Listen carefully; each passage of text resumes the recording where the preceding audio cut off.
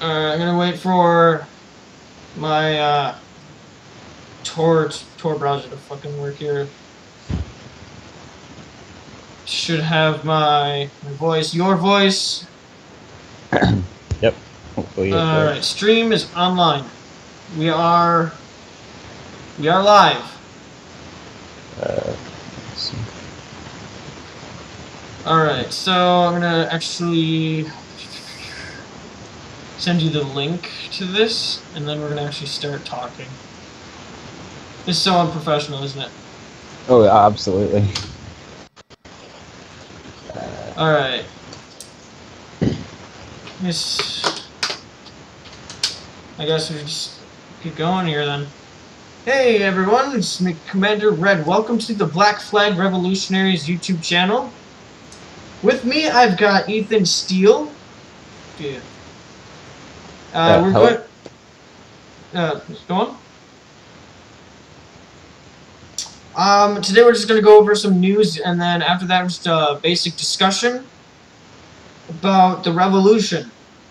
So I'm going to start first. Apparently in Palestine, or occupied Palestine by Israel, the Al-Aqsa Mosque, the security after the protests and riots will be lowered, but not lowered? I don't fucking get it. They're getting rid of the metal detectors, apparently. So that's that. In Venezuela, a peace vigil for one of our comrades that has died in the heat of battle against, I guess, the dictatorship that is in place there, was, as you might know, attacked by a policeman, and many people were injured. Fuck Turkey. Donald Trump is still president, as we all know. Qatar is still having this stupid fucking crisis for absolutely no goddamn reason. I'm actually gonna go with the LGBTQ regiment fighting ISIS. They call themselves the, I believe it is TQILA. I should just call them Tequila. And in other news, we've got, apparently there's a petition to replace a Confederate statue in the United States with a statue of Snooty the manatee. Holy shit. And that's all I've got for you this week. Ethan? Yeah, I was going through, it's going down, because it's like one of my favorite revolutionary media things. And they were talking about how they had this article on how the alt-right given free rein by the police, and the Richard Spencer and co. and Mike Pinovich are 100% aware of it. They're definitely aware that they can get away with this shit for as long as they can, because they've got really good ties with the general right, and in some ways the White House through their influences in the right-wing media. Look at how the CNN thing the other week, where they messed with this fucking like alt-right guy, doxed him essentially, and then it became a national scandal. They're perfectly aware, the alt-right, that they can get away with all the shit they do because they've got the police on their sides, and I think that's a major problem until of course they start, they as in the American government starts registering alt-right groups as a genuine problem, which isn't being done anytime soon. Alright.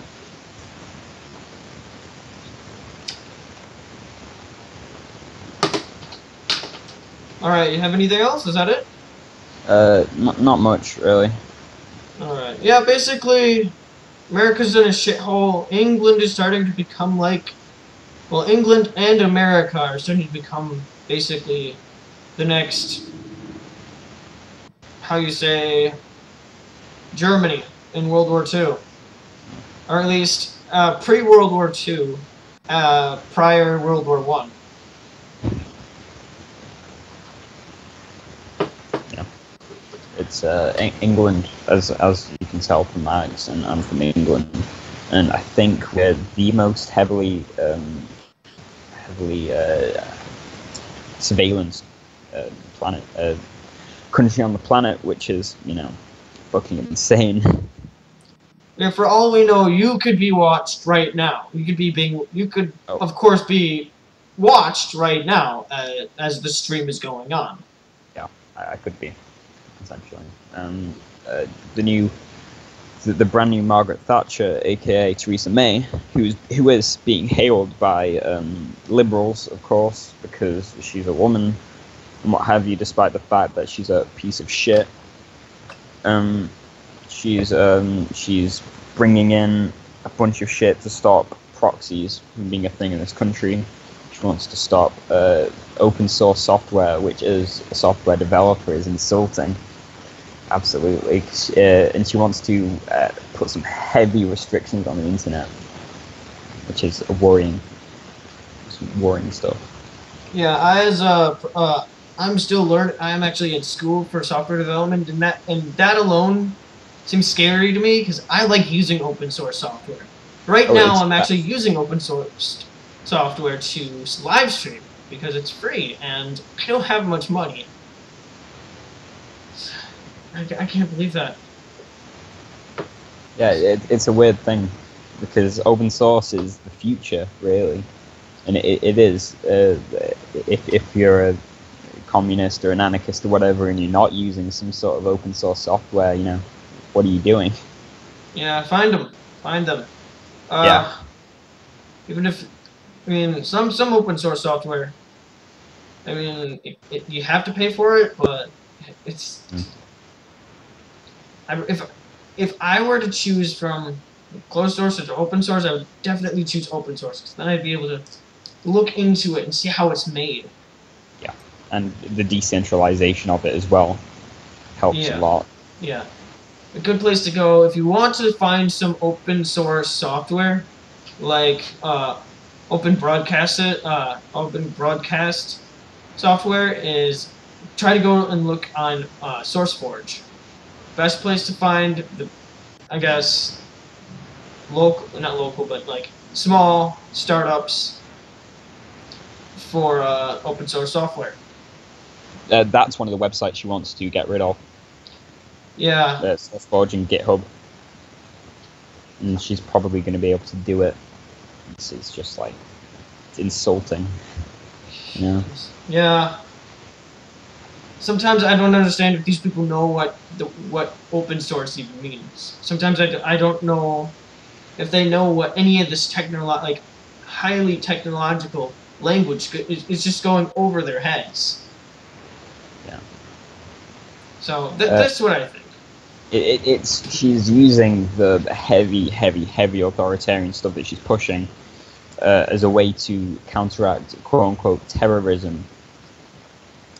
Which is, you know, obviously not her long-term goal, because it doesn't take an idiot to realize ISIS are nearly dead. You know, there's no caliphate anymore.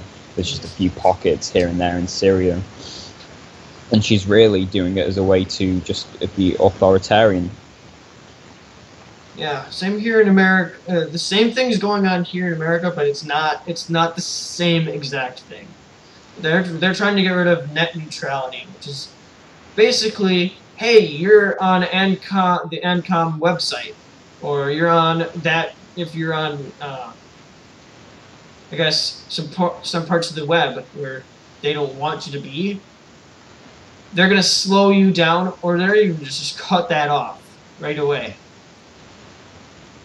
So that's what companies are gonna be doing. So if that were if that was cut loose, we all would be affected. All of us anarchists would be affected. Yeah.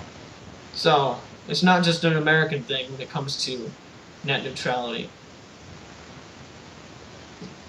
So. Yeah, it's an increasingly worrying time for nearly every country. apart from like Switzerland and like some Baltic countries. It's just fucking like it's messed up. The Muslims are the new Jews, you know. Yeah.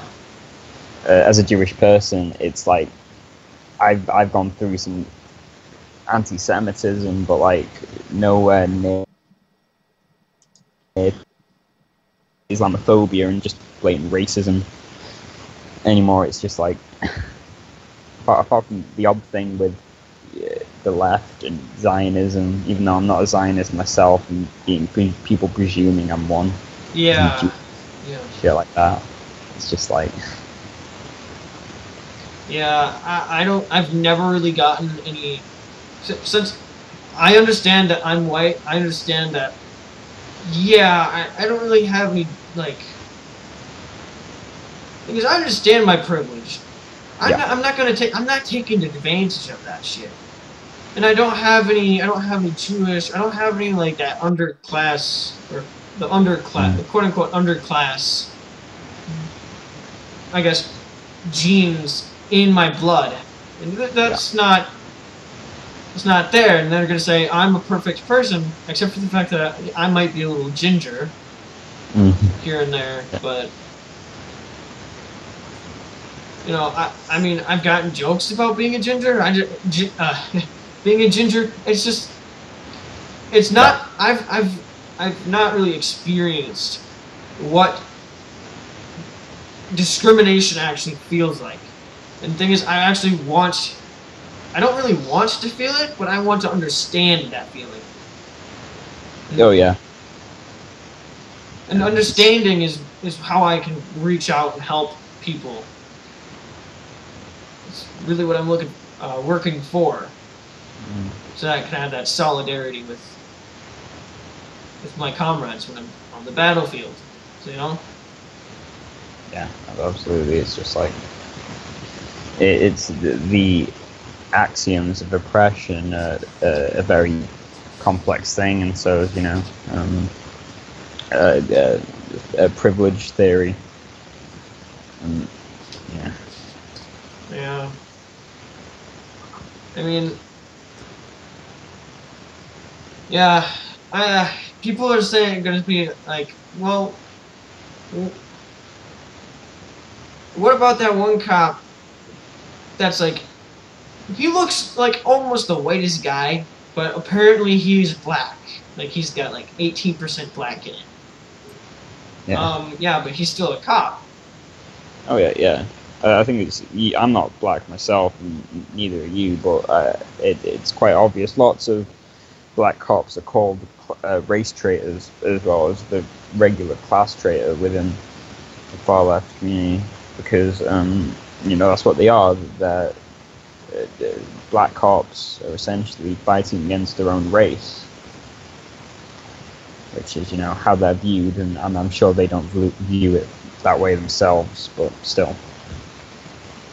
Yeah, I do remember. I had an article on the June 10th counter-protests. Shit. But the thing is, with that, I was going to make a whole video on it, but I feel as if I should just read over it now. More so than anything else, really.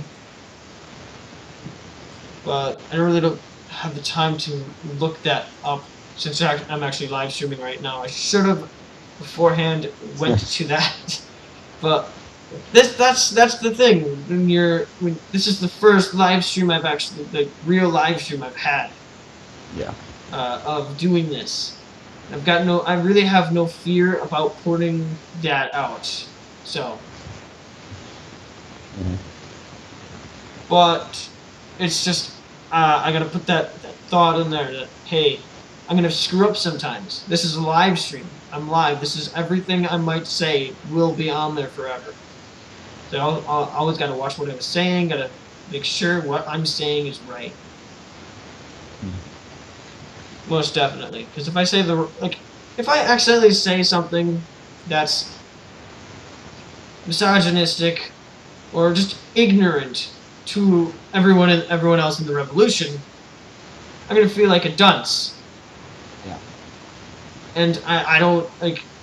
I need help from the community to help me understand that. If I'm saying something, I guess, in any way that's like that brings about harm to anyone, I really need the community to help stamp that out. Say, hey, that's not right. You know? Yeah. Yeah, I think that's being worked upon in leftist spaces, minus like the odd, very, very reactionary Marxist, you know. Yeah. It's being stamped out, you know. Lots of younger radicals tend to be LGBT, you know, or people of color, and it's just a changing face of the left. Yeah. So basically, I guess this is our discussion. Mainly, I'm just gonna say, what books are you reading? What books am I reading? Yeah. The Ego on Its Own by Max Stirner. Yeah. Right now, which is one of the toughest reads. Beyond like I tried to read a bit of Hegel, but I just couldn't get through it. But I swore to myself I'm gonna get through the Ego on Its Own, but like it's heavy, especially the concept of spooks and the way it uses dialectics is never an easy thing to get through when it comes to like comprehension. But you know. Yeah. I'm gonna get this straight. I've never fully read the Bread book, mainly because I'm reading like 10 books at the same time, and I'm a audio visual learner. I have to read out loud, and I don't like reading out loud near people. You know, because then they're like, "What the fuck are you doing? You're reading out loud. That's childish." So I usually just go in a corner and read my book out loud. My girlfriend even yells at me, "Hey, stop reading out loud. You're scaring the cat." So, like when I read that, like when I'm reading the Bread book, I'm just reading it with fervor and like that strong heart. And, like it's just like, God damn, this is really good. And usually I take notes as well, because that's how I learn. No, I understand that too. I can only really read things when it's in like a book form or a Kindle. I can't read from my computer because it's just like the blocks of text. I just really struggle with. I don't know why. Yeah.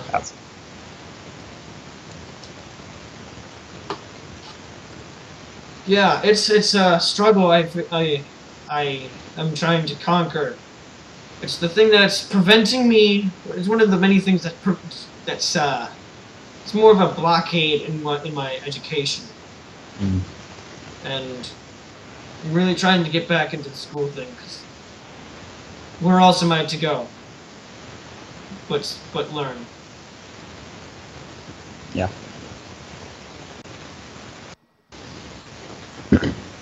So for another topic, I've got a list of some of the just most cringe-inducing things Donald Trump said at his speech at a Boy Scouts jamboree, a big one, West Virginia, and it was incomprehensible. Some of the stuff he said, it just didn't make sense. All right. There's he started off by asking this group of how many kids, 40,000 people in the crowd. He tried to get them to boo at Obama and Hillary Clinton, which I have no problem with, but with a bunch of fucking kids, it's a bit weird. And then he was talking about how he'd been to quote unquote hot parties in New York in front of a bunch of fucking kids. and like the speech he made, it just doesn't make any sense. Let's see. By the way, what do you think the chances are that this incredible, massive crowd, record-setting, is going to be shown on television tonight? 1% or 0? Oh, shit. Yeah. By the way, just a question.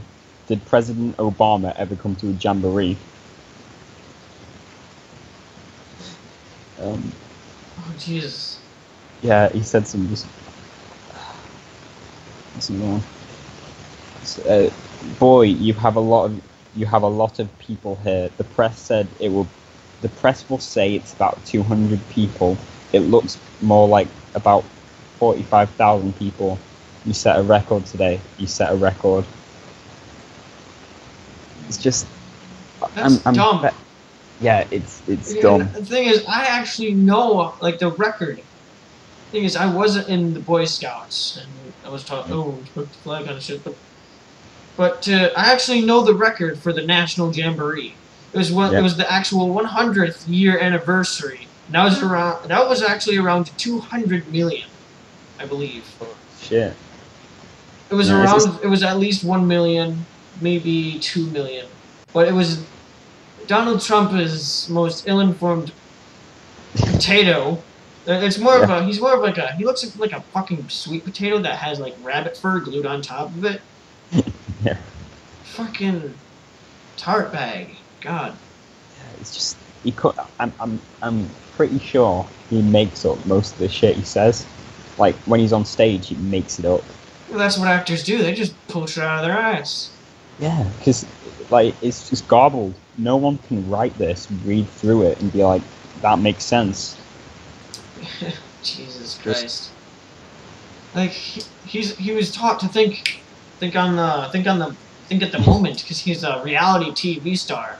Yeah. Just like he's also taught, hey, I'm the greatest. I'm the best.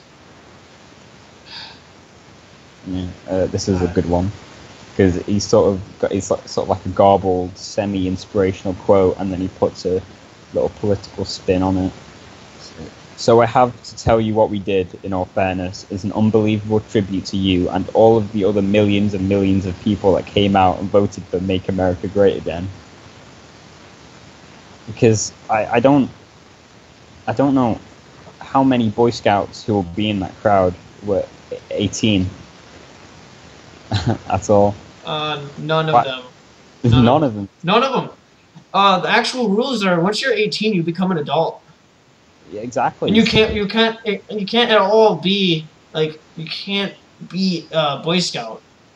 So like, literally, you become an adult and you're done. Unless you join a venturing crew, which that's until you're 21. But a good portion of them can't vote, and you gotta be able to be voting at 18. So yeah, and most Boy Scouts are between the ages of I think 12 and 18. So there's no buffer space. None of them really voted, but maybe the adults. I don't understand. He's just he's trying to turn these kids into Hitler Youth. Yeah, Hitler Youth. Yeah, but I mean the kids, I'm sure, didn't give a shit. I'm really sure 40,000, maybe the odd piece of shit, 13-year-old alt-right kid, but beyond that, I'm sure most of them don't care. Yeah. So we got a shout out to Jacob Alleman. Oh, hey, I know Jacob. How's it going? Welcome to this live stream. This is actually going to be a weekly live stream, so let's keep that a tradition. Yeah, there's a 30-second delay between the actual live stream and what we're doing. So I have to wait for Jacob to catch up. Yeah, I think it's about 30 to 5 minutes. I It's been a while since I last live streamed. So, Mm. anything else from Trump from the stupid speech? Anything else? He's been quiet, really, since Sean Spicer, resigned. Oh, that's Because- Spicy. But yeah, people made fun of him too much. Oh, Spicy's gone. Spice Girl's gone. God damn. Yes, I don't know why Sean Spicer left. I don't know if it's been publicly announced. Was it just because people made fun of him? Yeah, because he's like... I guess he... I guess. See, he's just been an iconic piece of 2017 from the whole alternative facts comments, the one where he tried to make it out like the Holocaust wasn't that bad. He's just a He's a puppet. a weird guy. Yeah. Yeah. I mean, you know, I gotta say something good about SNL. They were good at what they do, but they're not good at politics. No, they're not. They're not good at politics at all. No. It's funny what they did with Donald Trump, but at the end of the day, it's just the liberals' joke. Yeah. Yeah. Like. Like, You gotta let them. I guess this is an indirect quote from a basic liberal. I gotta guess they gotta have that voice. You know, they gotta be able to speak about killing babies and raping them. Yeah, it's just like I'm gonna retweet this SNL YouTube clip. I'm gonna call Donald Trump drunk, and maybe he won't be president anymore. Yeah. Yeah.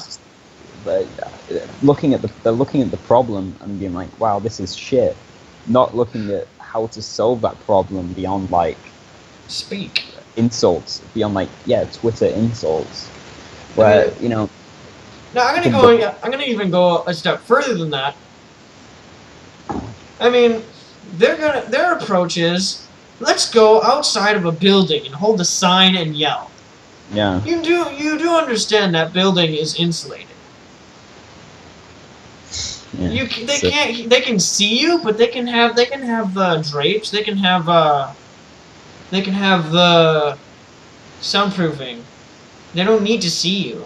And they're not going to take that chance to see you.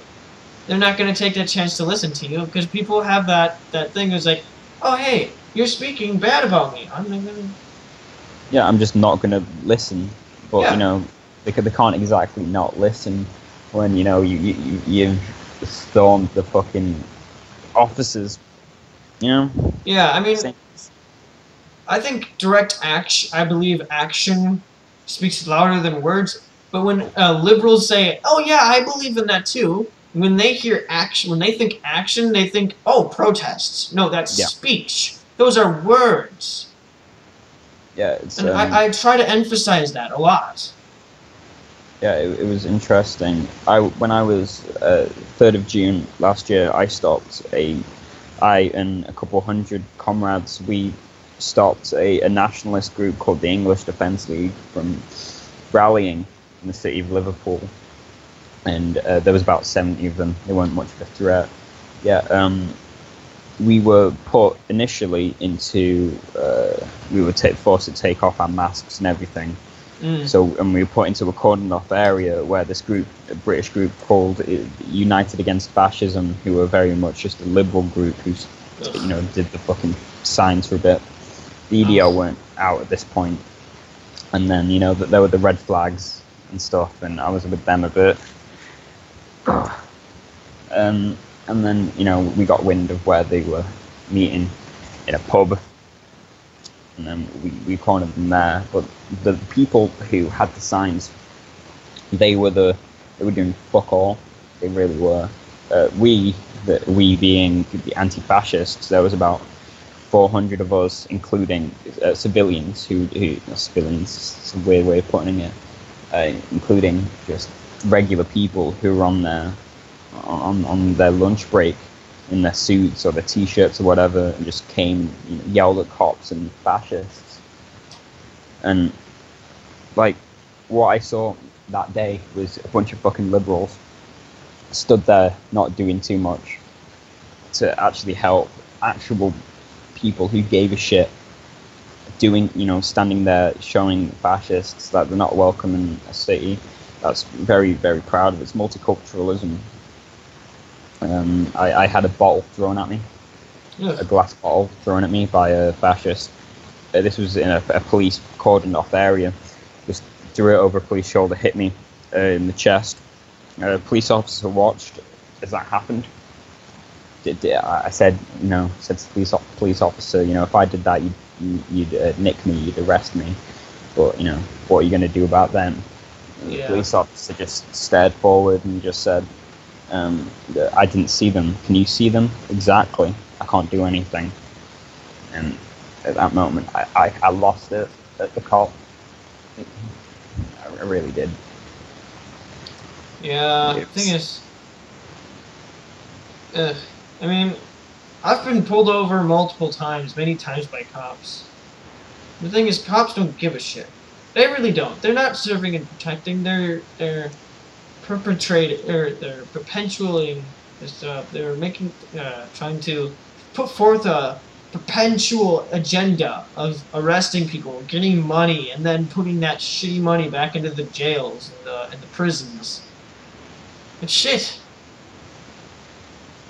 And then, like, even I feel that. Like, I've been pulled over about 10 times and been given, like, about 5 tickets. I've had to pay about, like, about $1,000 in tickets. Just for existing, just for speeding. I mean, I understand sometimes I can go a little too fast. I was going like 40, 35 though. Yeah. I really don't understand. But I don't really have that. I don't have any. There's no anti-fascist movements where I live, and this is why I'm trying to reach. I'm trying to reach out to the actual. I'm trying to reach out to the communists. I'm trying to reach out to the underclass. Try to like get a basis and then start something going. Yeah. That's what I'm trying to work with some local comrades. Is my area of England, the northwest, is quite famous for anti-fascism. The black shirts in the 30s, which were a bunch of fascists, with a guy called Oswald Mosley, who was just this rich guy who he endorsed Hitler at some points, and every time he went to the northwest, he and his supporters got the ever-living shit kicked out of them every single time, and we're very proud of that as an area and the cities. And but I'm just trying to rejuvenate that recently. I'm doing a food not bombs thing soon. I'm planning to spray paint over some weird Nazi shit near my house. Like some reason someone spray painted Obama killed more than Hitler, and then no NWO, so no New World Order. So obviously, like some Alex Jones conspiracy theory shit. I mean, no NWO, of course, but like the thing is, I agree with that. No New World Order, but their actions are put into a different light. I mean, these are the kinds of schmucks that are. These are the kind of fucking idiots that are just like. You're fucking retarded. But they put it in the wrong way. They put their anger, they put all their actions in the worst way possible. They don't know who their actual enemies are. Yeah, so it's like, oh, I'm angry at, rich people fucking me over, but I'm not angry at them because they're rich. I'm angry at them because I think they're Jews, Yeah. They're angry for the wrong reason. Yeah, they're angry at the wrong reasons for the wrong people, Yeah, I mean, it's kind of the same thing. It's in America, we're just blaming Islam for everything. We're just blaming them for just about every single thing that's happening, and then we're gonna use that as a way or as a mask to hide I guess, the enemy underneath the authoritarian watch. Yeah. Jacob's just pointing out in the chat to just try and stop using the word retarded. Oh yeah. See this is what I need. Yeah. See, even if it's I think. Yeah, I really should. I mean, I don't want to say mentally disabled. I don't like. These are the people that are I'd say scum. Yeah. That's my go-to. I like dolt. Really, that's a good one. I'm just trying to filter that kind of language out, you know. Yeah, I have like I was raised this way, and I'm trying to water it. Like I'm trying to get it out of my system. Yeah, it's that way with everyone, really, to some degree. And it's all about learning. Not just learning; it's more so just advocation. To education. Learning and educating. See, when I say things that I shouldn't, that should really be pointed out. And I really thank you, Jacob Elliman, for pointing that out. And, I'm actually really sorry that I keep saying that. I think it's the only time you've said it. Really? Today. Okay. Yeah. Good gosh. Yeah, I'm even trying to get the word God out of my, out of the... Yeah, that's not too bad, really. It's not too... It's, like, I'm an atheist. So, what's the point of saying, like, oh my God, when I don't have a God, and there is no God? Yeah, I have a mixed thing with religion. Jewishness is quite a big thing with me, personally. Well, no, the thing is, I respect religions. I think they're good, they're nice to have. It's just, I'm indifferent.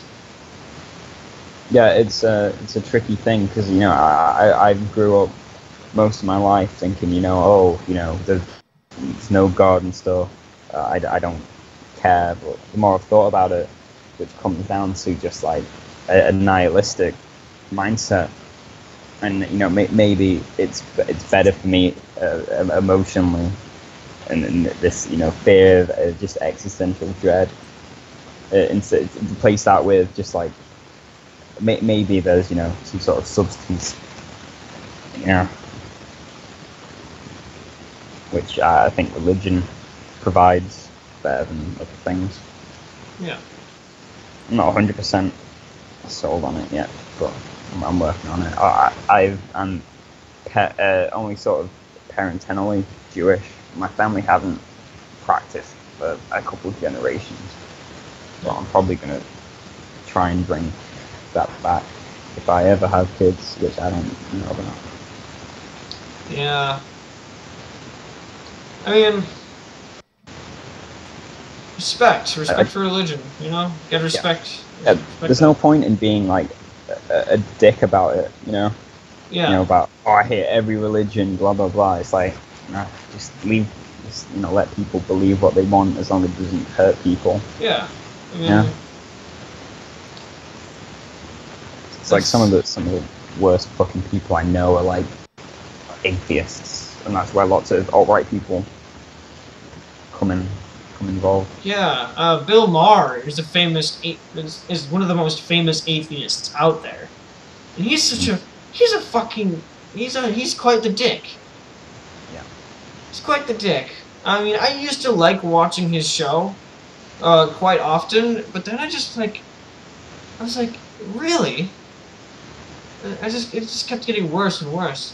He's very intolerant of religion itself. Whereas I'm more of an irreligious person. Irreligion is what I more so am.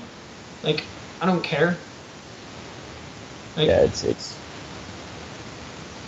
atheism is how about a year ago, I mean about 2 years ago, really, I got I got involved in the alt-right, you know, sort of very light alt-right stuff, and thank God I got out of that pretty quick, but still, it was just like fucking awful mindset to have. It really was. so you're saying you were actually part of the alt-right? To some degree, yeah, kind of. I was a quote unquote anti-feminist, which I'm not now at all. I don't believe that whatsoever. I call out this alt-right kid in some of my classes all the time. But yeah, I used to be an anti-feminist, a quote unquote anti-feminist. I used to be anti-Black Lives Matter for some reason. I can't remember why. I was just a fucking idiot. You know. Just because I was like, why are you attacking police officers, Which I don't believe at all anymore, obviously. Yeah, I mean, Just an awful fucking mindset. when the whole Ferguson thing was going on, I was like, I didn't care. I was at the point where I just didn't give a fuck.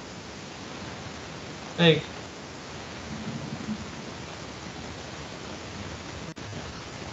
Yeah, it was a weird point.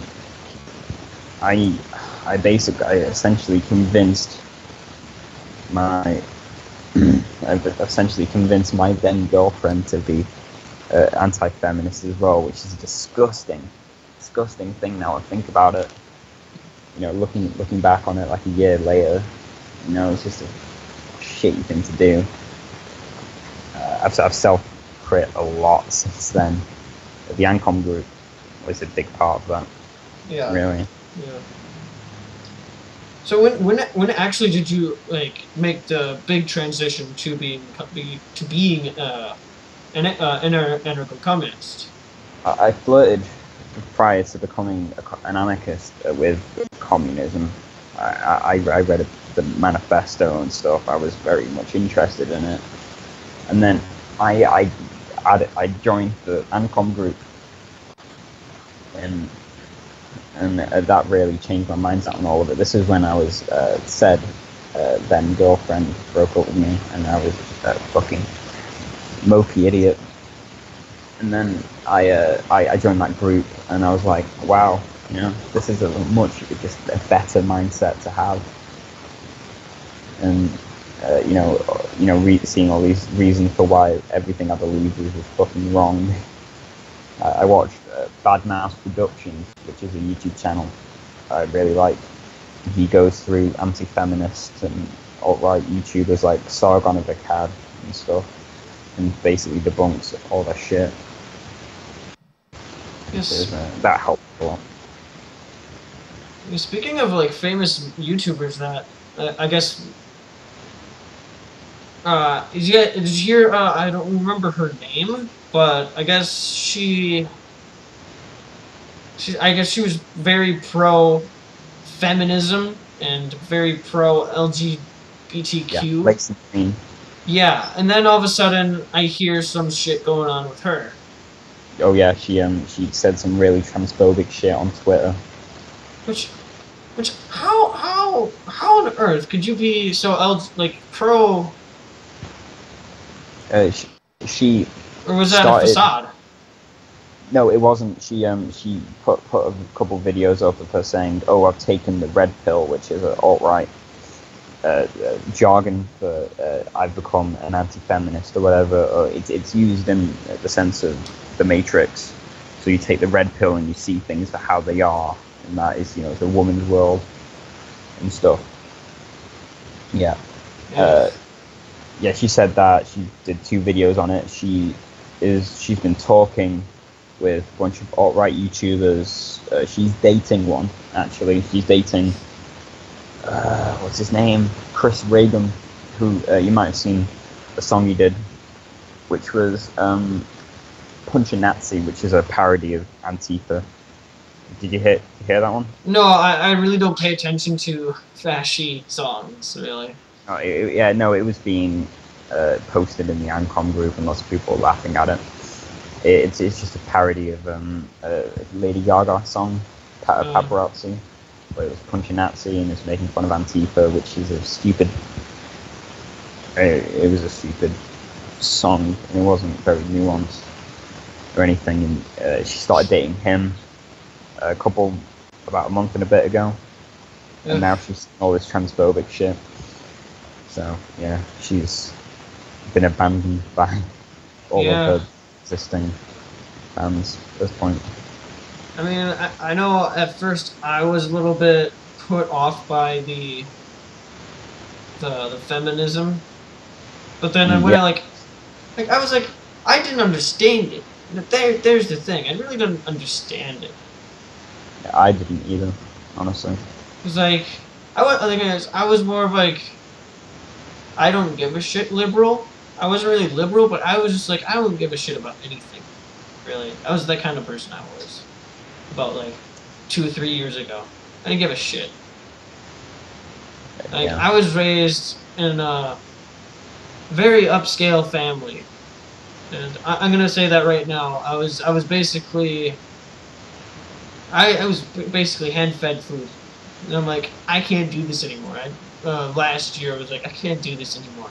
About a year ago, I just like, I can't do this. So I just moved out with my communist friend, and we were like, let's live communally. Yeah. And then some shit happened. I had to get him out because he was disrespecting my girlfriend, and I couldn't live with that. No one can live with that, really. But ever since, me and my girlfriend have been together for about a year and a few months. And ever since then, I've been just reading anarcho-communist books, reading more, listening more. It's just it was a quick transition too. Yeah, it was for me as well. Because I was already a communist, essentially, in a very very basic way. So that bit wasn't too hard for me. Yeah, I was more so. I like I've said this before. I was before I was more so, I guess, a communist. I was more of a. I wanted to join the Wisconsin Pirate Party. And if you know what that is, I mean, it's basically deregulate the internet, deregulate everything, basically, and I mean, to the opposite of libertarians. It's basically it's almost like libertarianism, but it's a democracy as well. Yeah, I got that. Because pirate ships were actually run by one guy, and it was more so a democracy. They all voted. Everyone was working together to, I guess, steal and then sell. Illegalism. In short, it's that is what it is. And then I started, like, I guess, going deeper into it, into anarcho-communism. I'm like, oh wow, it's pretty cool. Like, yeah. Hey, that's pretty good. Yeah, it was a big change for me, politically, and I'm glad of it. It's definitely given me a better outlook on society, because I genuinely thought that white guys were oppressed. Like, that was a genuine thing that went through my head. It's just fucking, like, insane. Thinking back on it. Yeah. How could I actually think that? But thank God that's past me. Yeah, it's for me, it wasn't really a hard. I don't think anyone has really gone through a hard transition. It's always quick. It's always like, oh, I found this really good idea. I'm going into it. Yeah. And because, fucking plane's going by my house right now. No. Because, this fucking plane. No, it's fine. I can't hear it. No, for me, it kind of distracted me. Yeah. iDubbbz. Yeah, iDubbbz recently, though. Yeah, his use of the I'm gonna quote him, nigger faggot. Oh no, man. I'm sorry, I had to say it. Yes, that's problematic. He should stop saying it. I'm sorry. Sorry. It just had to come out. That just, every time he says it, it's just cringe! Dude, you're white! Yeah, no, it's like he's a scrawny fucking white kid, and he sat there saying that shit, and it's like, what are you doing, man? You know, he says some obscene shit. Yeah, I guess that's the joke. Yeah, I mean, I've looked into the joke. I mean, it was some racist Confederate guy spewing racial slurs at him, calling him, and you know, that. Yeah. And then, he defends it. Yeah, and then now he's using it as I guess a counter joke, if you really want to call it that. It's I used to, honestly, during my alt-right phase, I used to say it. It's just, I don't understand it. You know, how you can look at a word that for hundreds of years has been associated with blind racism, and just be like, it's context, you know, or oh, it's just lyrics to the song. You know, it's like, yeah, I mean, I'll only say it when quoting someone. And even then, I really try to resist saying it. It's really... I have a problem with the C word. Sometimes when I get, because it's a dialectic thing, you know, it means different things in multiple different areas, so it's best not to misuse it. Like, when I get genuinely really angry at someone, I'll use it. Like, when I was at that anti-EDL rally, I called it police officer one. I try not to use it, but... Try to say it in an Irish accent and be like, you fucking bastard! Yeah. I usually used to say, you fucking idiot! Yeah, it's, like, I'm trying to, like, soften my blows, but to keep it intelligent. Yeah. Kind of confuse them, but also insult them at the same time. Like, kind of like a flashbang. Yeah. Like, you know. Yeah. And then, shit, what else is going on lately? That white Australian woman who was killed, and then everyone apparently fucking freaks out. But when it's the black person, you know, Black Lives Matter are one of the very few groups actually helping or paying respects. Yeah, where the fuck is the NRA? Huh?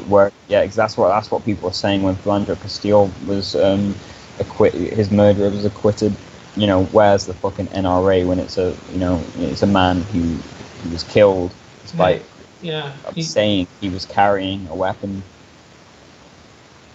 Yeah, I mean, 7 times. You know, where was the NRA? Oh wait, you know, off defending some more white people instead of just, you know, one fucking black guy, very high profile. Yeah, they don't say a fucking thing. Yeah, I mean, goddamn fucking cops. These pigs, bacon!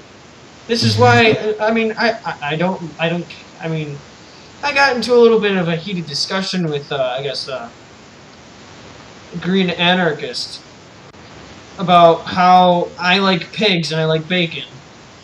I mean, I like eating meat. I do. Yeah. And I really don't think animals do have equal, they might have equal rights. I mean, if they do, they do. But still, I mean, I'm not going to say humans should be eating humans. I mean, are you going to stop? One thing that I'm going to say about this is, how are you going to stop that wolf from eating a sheep? Yeah, it's the way I see it, the way we consume meat. There's the whole no ethical consumption and the capitalism thing. Yeah. Yeah, the way we consume meat now is inherently unsustainable. There's millions of animals being killed a day. It's fucked up. Yeah. I think there's a way to sustainably kill animals as possible, because that's not deep-rooted oppression. It's not hundreds of chickens being pushed into one area to be eaten. Yeah, I mean, it's different. It's the ethics of how these animals are treated. I think that can change. I was genuinely thinking about going vegan for a while, like a month ago, because I was flirting with eco-anarchism and green anarchism, and I was like, it could work, but I really can't see how it could. Like, especially for like northern people, like people living in Alaska and Canada and Russia. Really can't see how green anarchism could actually work. Oh no, absolutely not. I mean, you have to, like, their economy. Yeah, I'm going to use the word economy, or their livelihood is based on how much they can hunt. Because you can't grow corn there, you can't grow wheat, you can't grow anything except maybe moss. But honestly, potatoes, I think, is what they usually go with, because they're just easy to grow. Well, honestly, you can't grow anything there. I mean, you can grow sheep, but that's even pushing it. Yeah, it's not an adaptable thing, really. It's definitely well suited to different areas, obviously. I'm not a green anarchist. Myself, I like the ideas of eco-anarchism. I think it's definitely a good thing, and it should be comrades. But I'm a mixed bag. It's best to call myself an anarchist without adjectives, because it's just all over the place politically. Like I like Marxism to some degree. I like anarcho-communism. I like egoism at the same time. Like I'm kind of sympathetic to the nicer ANCAPs. Like I've met nice ones before. Oh yeah. I know some who are nice people, just kind of want to be left alone, and I can reason with that. There's a whole thing about it I've sort of noticed. The really toxic ANCAPs, who say like awful, like homophobic and racist shit. Yeah, I don't really see those people as anarchists. No, I don't either. But there's this one guy who's called Hans Hopp, who's a very sort of prolific anarcho-capitalist or Austrian economist or whatever you want to call it, who was like, he's a piece of shit, and like lots of ANCAPs like him, but lots of the more bashy ANCAPs really like him a lot. It's weird. It's a weird group of people. Like, I don't think they're anarchists per se, but some of them are just kind of want to be left alone, which I can respect that. I guess the Overlord Derp is asking, did you hear about the Memorial's free speech zone? No. No, is that I'm gonna take a gander at that one. Is that the one at the, is that the... I think that's the Oh, library. Library. is what's that? I guess a library opened up a small section where Nazis can be. Just Nazi free or Nazi zone or something like that. I think that's what it is, but I'm not too sure about that. Really? I'm guessing that's what that is. But I just Googled don't it. quote me on that. I really need to know more about what all that is. Yeah. So I I just googled it quickly. There's a Minnesota that they eliminated a free speech zone at Veterans Memorial Park, blocking a proposed satanic monument and forcing other religious displays to be moved. I can't find anything. oh yeah, the park, the park, but I forgot the name. Yeah. That's what you're talking about. Yeah, I've never heard of that. That's extremely new to me. Yeah. I'm also reading this off of the Washington Times, which I'm pretty sure is a rag stain. I have no idea. Pretty sure it's is it the Washington Post? That's like a shit rag. Honestly, they're all shit rags, but Yeah. which one's but shittier? Which one's shittier? The New York Post is pretty bad. I know that. New York Times New is York Post. decent. Yeah, but the Post is. I've seen them say some like straight up racist shit there. Yeah. I don't know American media that well. Neither do I. I pay attention to more international problems. Like, I mean, no, a lot of the news areas I look into are Al Jazeera. Yeah. And I mean TYT. Yeah, they can be good. You hear about them talking about who was it? Redneck Revolt. They were talking about Redneck Revolt on the Young Turks. Oh yeah, they were talking about how they're progressives. Oh my god, oh god. I was sat there just like I laughed my Yeah. ass off when I heard that. I laughed extremely hard. My girlfriend punched me. Like I laughed so hard. I'm like, oh my I think these god. guys are more liberal than I am. It's just fucking like. I'm like, hello? He reads out a statement where he says, "You keep going left, and then you find us." And then what's his name? Senk Uja. How do you say his last name? Ungar. Ungar. Ungar. Shenk Ungar. He was just like, "Well, this guy's more liberal than I am." No, I think the quote is, I think these guys are more progressive than I am. Oh no. Now the thing is, I'm okay with progressives, but not liberals. But No, very different things. I mean, progressives they're okay. They're okay people. You can. It's easy to radicalize them. I've got a couple of good supporters before. Yeah. Actually, I think Overlord Derp is actually, I believe, a member of the temple. The temple there. Oh, yeah. I'm just reading that. That's cool. That's pretty cool. Yeah, I remember reading this thing on how it was a Vice article, but how the Satanic Temple, especially the one in America, is pretty damn cool.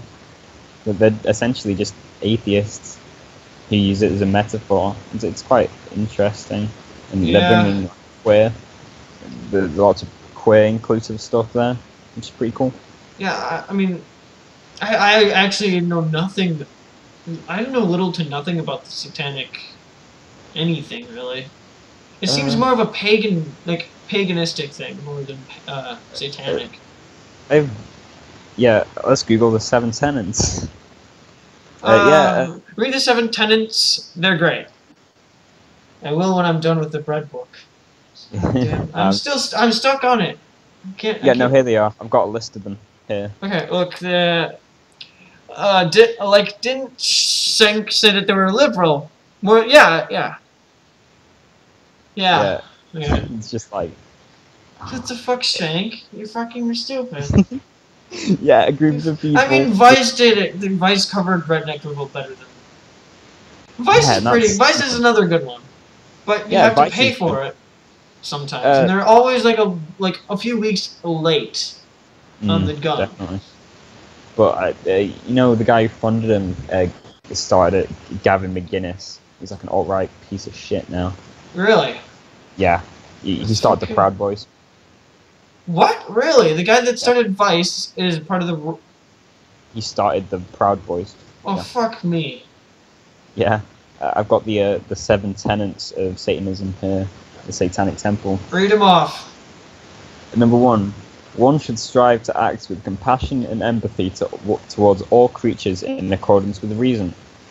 That's pretty decent. I like that one. The struggle for justice is an ongoing and necessary pursuit that should prevail over laws and institutions. One's body is inviolable, subject to one's own will alone. The freedoms of others should be respected, including the freedom to offend. To willfully and unjustly encroach upon the freedoms of another is to forego your own. Belief should conform to our best scientific understanding of the world. We should take care never to distort scientific facts to fit our beliefs. People are fallible. If we make a mistake, we should do our best to rectify it and resolve any harm that may have been caused. Every tenet is a guiding principle designed to inspire nobility in action and thought. The spirit of compassion, wisdom, and justice should always prevail over written or spoken word. Those are some. That's deep shit. Yeah, it's some cool shit. But yeah, it's linked to paganism, which has been definitely, as Jacob pointed out, it's been co-opted by fascists quite a bit, especially with pagan imagery. Yeah, it's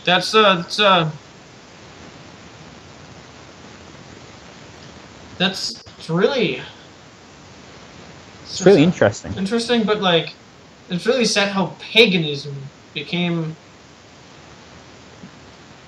one of the things that I guess fascists use. I mean, didn't they hate pagans, or did they like give them under the limelight? Yeah. It's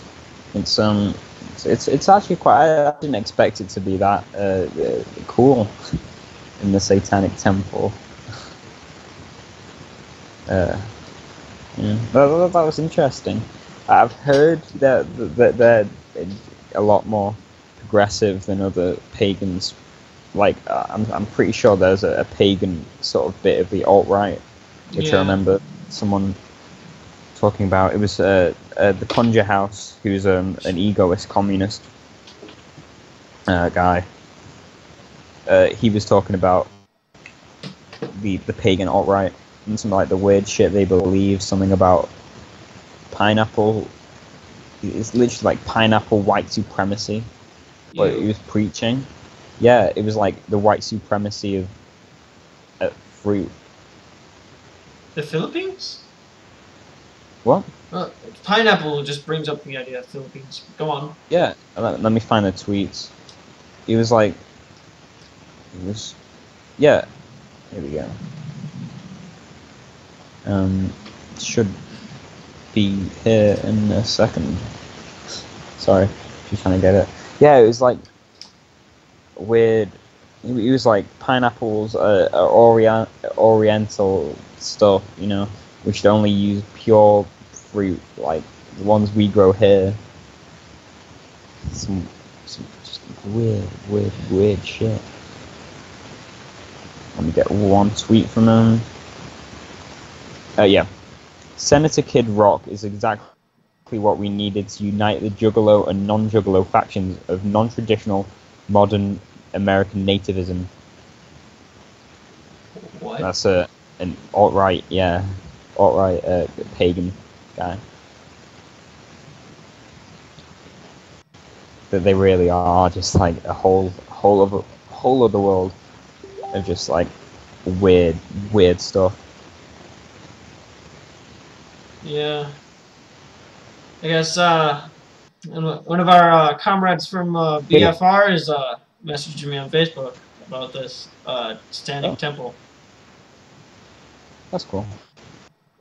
Uh, uh, Tweet. Same guy who said that thing about nativism. Western people do not eat overly tropical fruits. They impart the insolence and savagery of the jungle. Passion fruit, papaya, guava, all obviously vulgar plus savage foods, compared to the regal and refined apple, the definitively civilized pear, etc. The fruits of tropical places are like candy. It is a corrupting novelty, unfit to sustain a man or woman of high virtue and character. You will also notice that the left's magic doesn't work. Magic is inherently traditional, thus it is right-wing in nature. Magic is tradition. It's just like a whole other world. Because there's a religion before Christianity, so it's more linked to the soil, I guess. So I'm gonna show you guys. Let's see. This I guess tweet, right? Of the Satanic Temple. Let's see what this looks like here.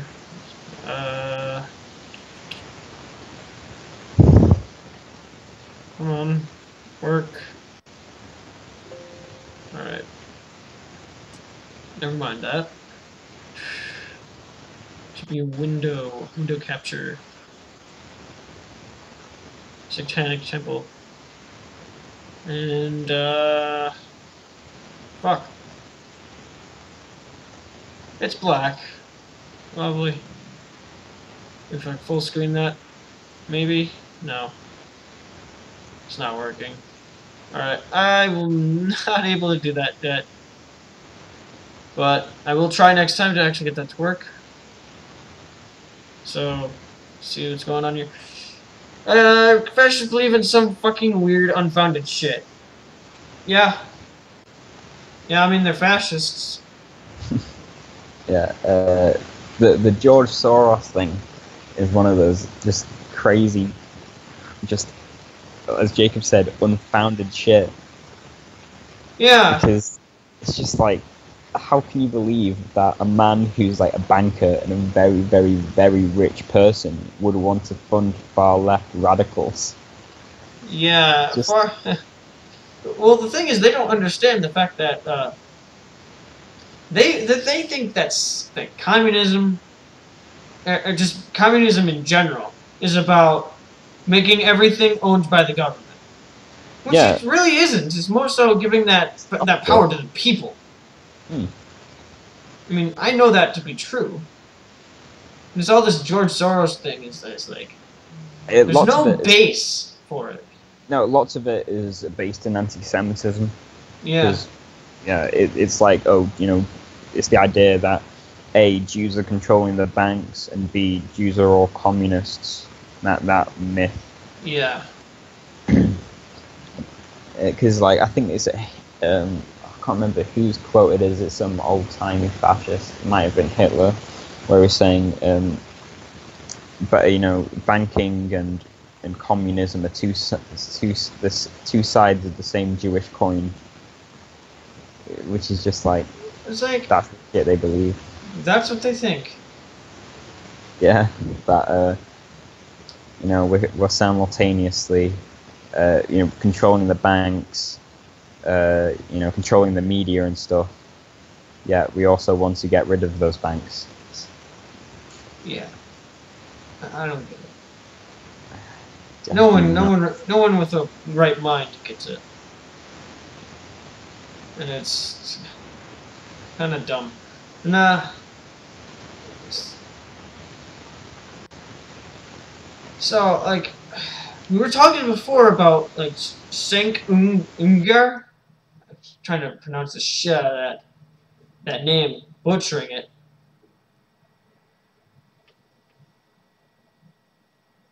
You still there? And the Skype is I don't know. Have you guys heard of the British Israelism? Oh shit! Oh no! College job. Shit.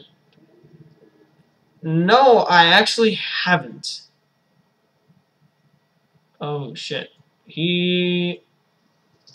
Fuck. I've not heard of it. Eh.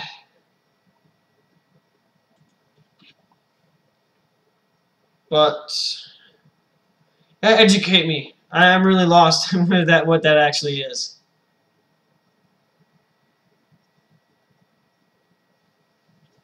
Let's see here. What the fuck's going on?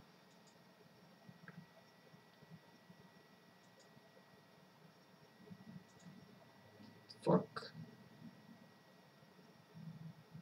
Oh shit. He's back online. Try to get back on there. Ugh, fuck.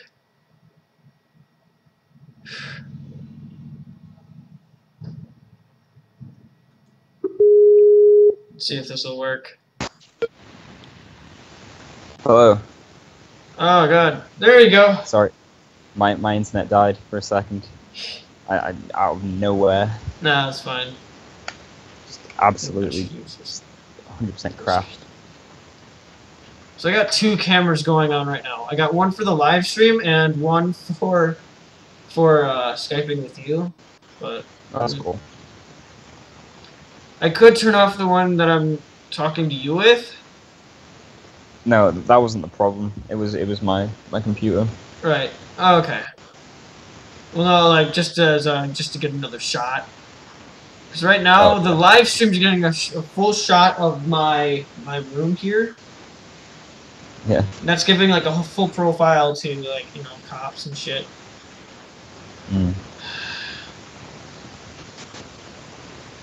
Yeah. What were you saying before my internet died? I was actually reading Jacob Elleman's comment saying, "Have we heard of the British Israelism? I guess British Zionism." It's. I think they're trying to distance themselves from the term Zionist. I guess with that word because the belief that British people should inherit Israel and loads of fast believe in it. So basically, Britain gets Israel. That's it. What? That's disgusting. It's weird. It's fucking weird. That probably is one of those niche things where it's just like very few people believe. Very few, yeah. But beats me. I'm not British. I'm not Anglican. Yeah, it might have something to do with the British Empire. Yeah, it's British occupation of. It's Palestine. Biblical shit. So Cain's descendants are British and Cain's are Israeli or something. I thought at first they were trying to distance themselves from the word Zionist because of a. Yeah, it sounds very Zionistic. Yeah, it's Zionist is a weird term within the left, honestly, because it's been Israel and nature of Israel as an oppressive nation state has changed the meaning of it or the attitudes of Zionism. Yeah, because it essentially just means Jewish self-determination, because as a people have been oppressed for thousands of years, from fucking like Egyptian times. Yeah. Onwards, and it's just the idea of an area where Jewish people can live by themselves. I think that applies personally to a post-revolutionary outlook where you can have a Jewish commune or whatever. a post-revolutionary, I wouldn't think we would need Zionism. No, Zionism in the traditional sense, yes, kind of, because revolution, you know, every oppression isn't going to disappear instantly, you know. But you know what's stopping a group of Jewish people going together, starting a commune? But then Israel came along and ruined the term. Yeah. It's a heavily oppressive nation state. It's a colonialist fucking country. You know, just turn up to a place and be like, yeah, it's ours now. Sorry. So, I've been watching this. I know a lot of people have some bad things about H3 or Ethan and Hila. Yeah. Yeah. That's something. Something a little bit, you know. I mean, I used to watch them. I still kind of do. Yeah, I do too. I listen to that podcast quite a bit. They're the best out of YouTubers. They're like some of the. I mean, even though they are they are Jewish. I mean, I think Hila, I think she was actually from Israel. Yeah, she was. And I believe she was in the, like, I know all people in Israel have to be in the military. Right? That's right? Yeah, it is. It's it's 17 and onwards. 3 years. 3 years you have to be in the IDF. Oh shit! Really? That sounds like South Korea as well. South Korea is kind of like that too. And Germany and France both have conscription. I mean, conscript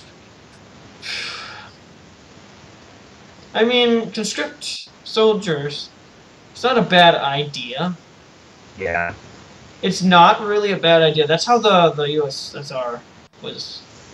I mean, I hate the USSR, but the idea of a conscript soldier to come in and join the army whenever, however old they may be. I mean, if they want to. The thing is, I think it should also be a voluntary. Yeah, it should be. Like, they shouldn't be forced into the war. Yeah, like a sense of responsibility. Like with the look at revolutionary Spain.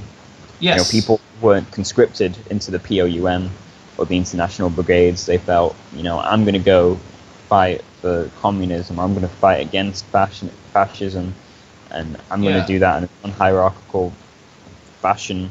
I'm going to live what I preach. Yeah. Yeah. And that's actually going on right now in Kurdistan. Yeah, it is. And a lot of Kurdish people relate, not just Kurdish people, but a lot of anarchists relate the YPJ, and I guess they're relating the Rojava and the Kurdistan resistance to the Spanish Civil War. Oh, absolutely, yeah. And I would have to agree. I mean, we've got an emerging group that could be crushed if they weren't fighting together. I mean, this is queer. We got queer soldiers. We got revolutionaries that are women. We have revolutionaries that are men, and they all fight together. This is the Spanish Civil War again, but in a different world. Yeah. It's Rojava is a complicated thing because anti-capitalism is a mindset of theirs, obviously, because Abdullah Öcalan he's a Marxist. He was a Marxist for a lot of his life, and it's backed by the PKK, who are a Marxist-Leninist organization. Yeah. But now, Rojava's main goal isn't anti-capitalism.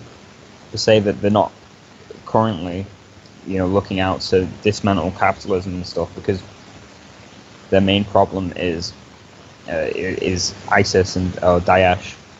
Mm-hmm. And I think that's sort of something that's been warped a bit. So it's been turned into an anarchist thing when it's not explicitly anarchist. It's based off late Bookchin when he abandoned class struggle. Yeah. I think it's. I mean, there's definitely Marxists and anarchists who work directly with them, and the PKK specifically, are very, very heavily leftist organization. But Rojava as a whole isn't looking for Yeah. that now, because it's not their main problem. The main problem right now is Daesh, but once Daesh is gone... Oh yeah, absolutely. Absolutely, I can see them... Like, not just Rojava, but like all the other, like, I guess, states within are basically, this is what I think. All those states are going to uprise against Turkey, Iran, Syria. I mean, we see it now in Iran, in Syria. Turkey is actually bombarding Iran, and the Kurds are fighting back.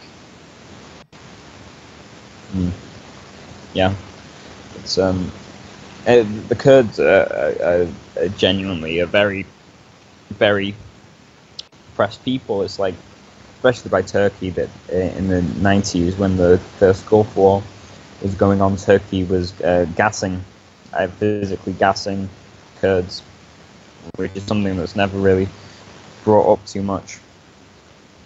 But they're a heavily oppressed people. Yeah.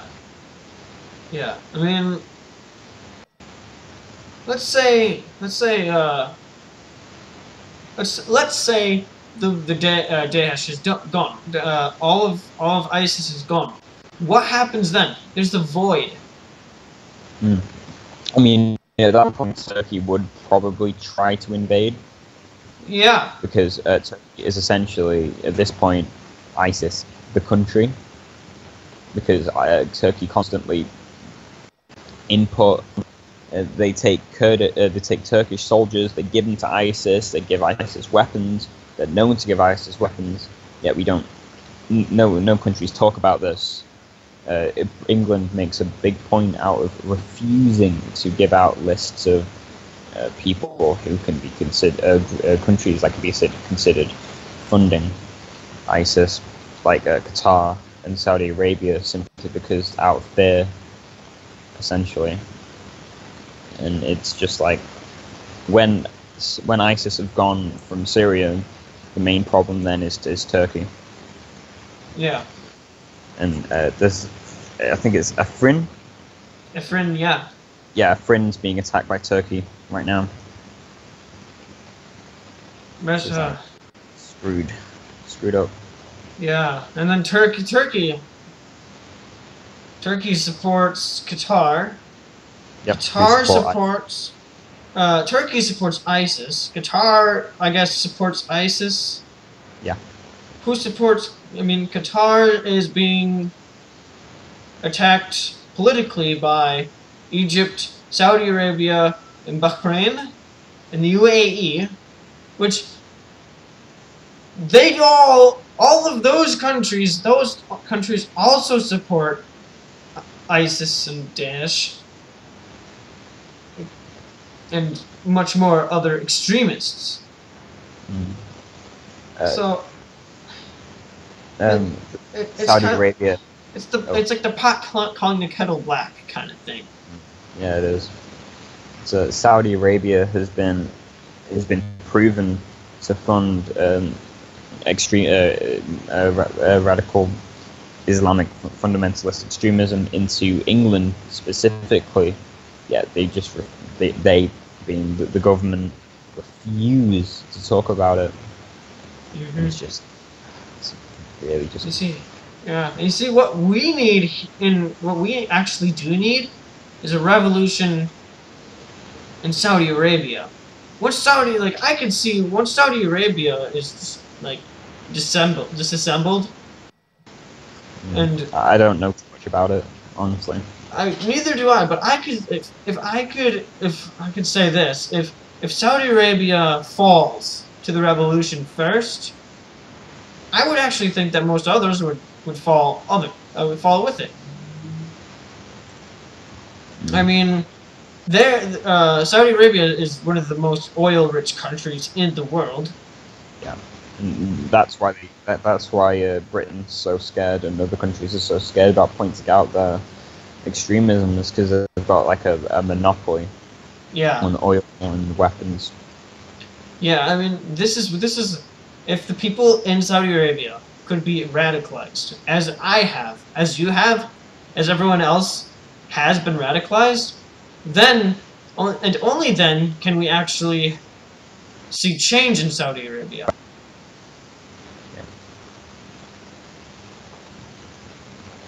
But I don't really see that happening because they have this iron fist around their people. Well then, I need to grab the water. Ugh. Yeah, it's just gonna waste time for a second here. Well, Commander Red is getting something. Yeah, Middle East is a very volatile thing, especially after the whole Arab Spring. It's definitely sort of a very sketchy place, especially the revolution to happen. Like the counter-revolution there was so strong in Turkey and other one, Syria specifically. That's just not worth fucking with, particularly. Yeah, Jacob, you're right. Yeah, there are ISIS financiers in Saudi and Qatar.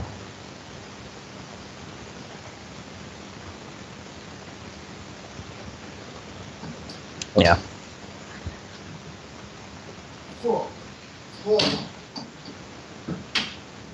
Shite. Cool. God damn. It's hot in here. Oh, hell.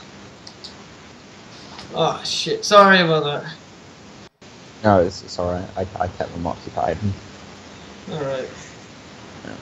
It wasn't just dead silence. Yeah. Shit, my face. Oh well. Come and get me, government. Honestly, they need to make a mask that you can drink through while covering your identity. Oh my god, yeah. It needs to be done. I mean, like, you can get one of those backpacks that has like one of the tubes. Just like move around. Just put it up there. Yeah.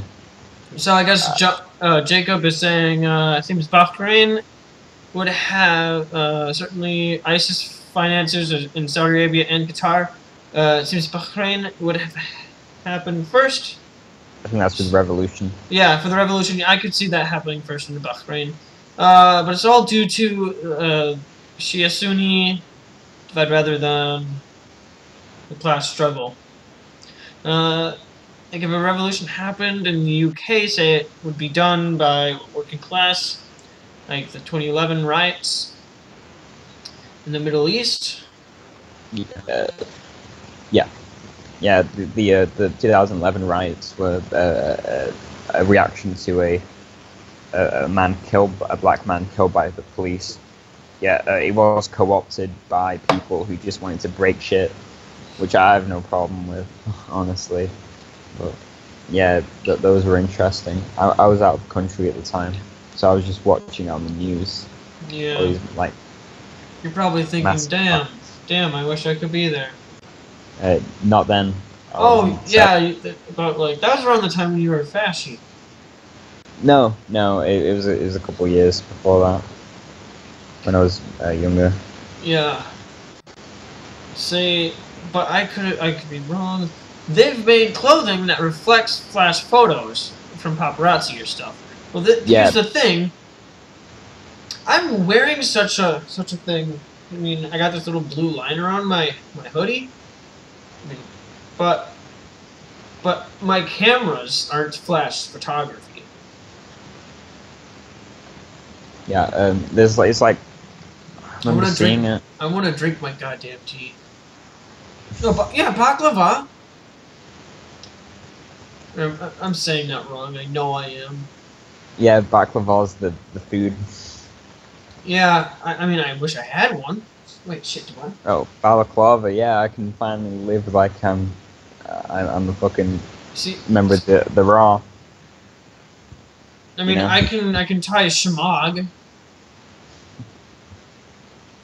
Yeah, face covering was like the problem when I was at that anti-fascist thing because it was really fucking hot. Yeah. Yeah, I cover my identity at the same time because police here, I don't know about in America, they're allowed to film. They're allowed to film protesters and stuff. Yeah, in America you're allowed to film protesters, but no, but it's the police specifically. Oh, really? Really? I don't think the police can. Yeah, no, that's what they do here. But mine, it's not just like police cameras, like body cams. It's like genuine cameras they're just holding. Yeah, I was protecting, like this guy got a flare, Nazi threw a flare that was lit and it hit a guy across the eye, and the police, because he had to take off his mask for a second, the police put a camera in his face to get his identity, so I had to block that. Yeah, it's police like fucking awful here.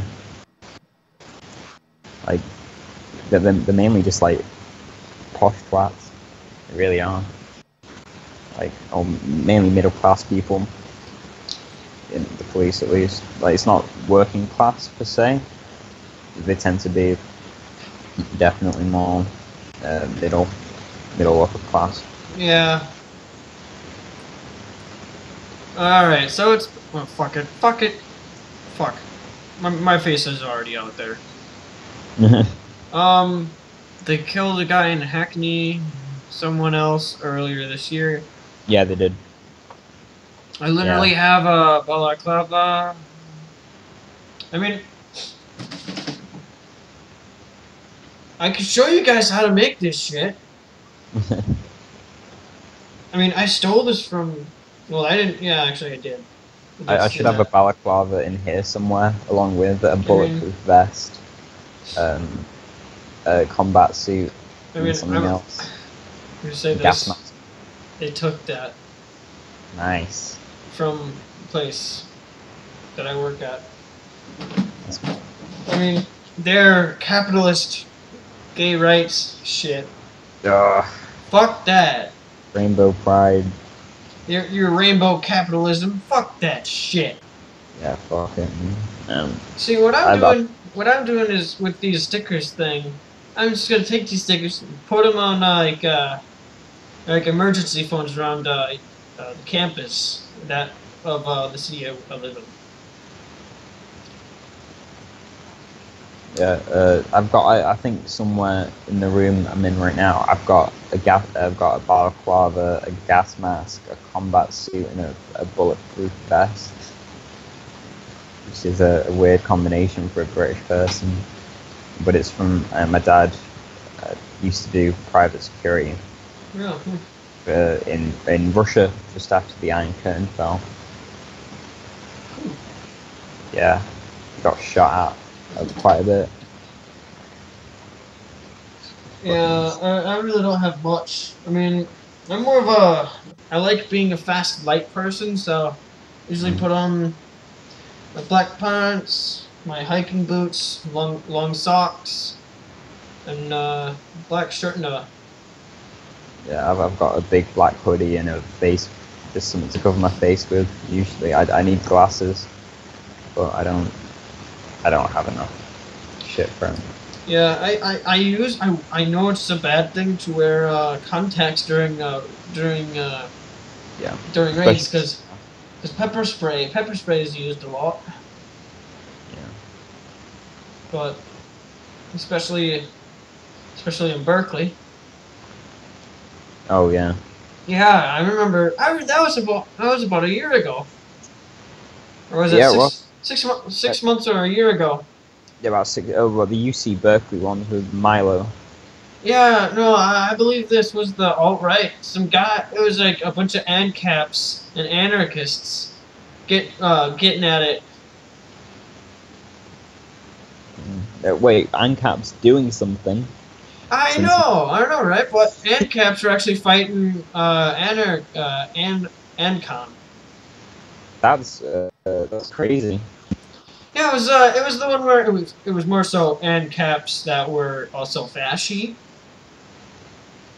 Yeah. Yeah, Well, so this is what happens is some one of the fash boys takes out pepper spray and sprays at ooh, the anti-fascists mm. and didn't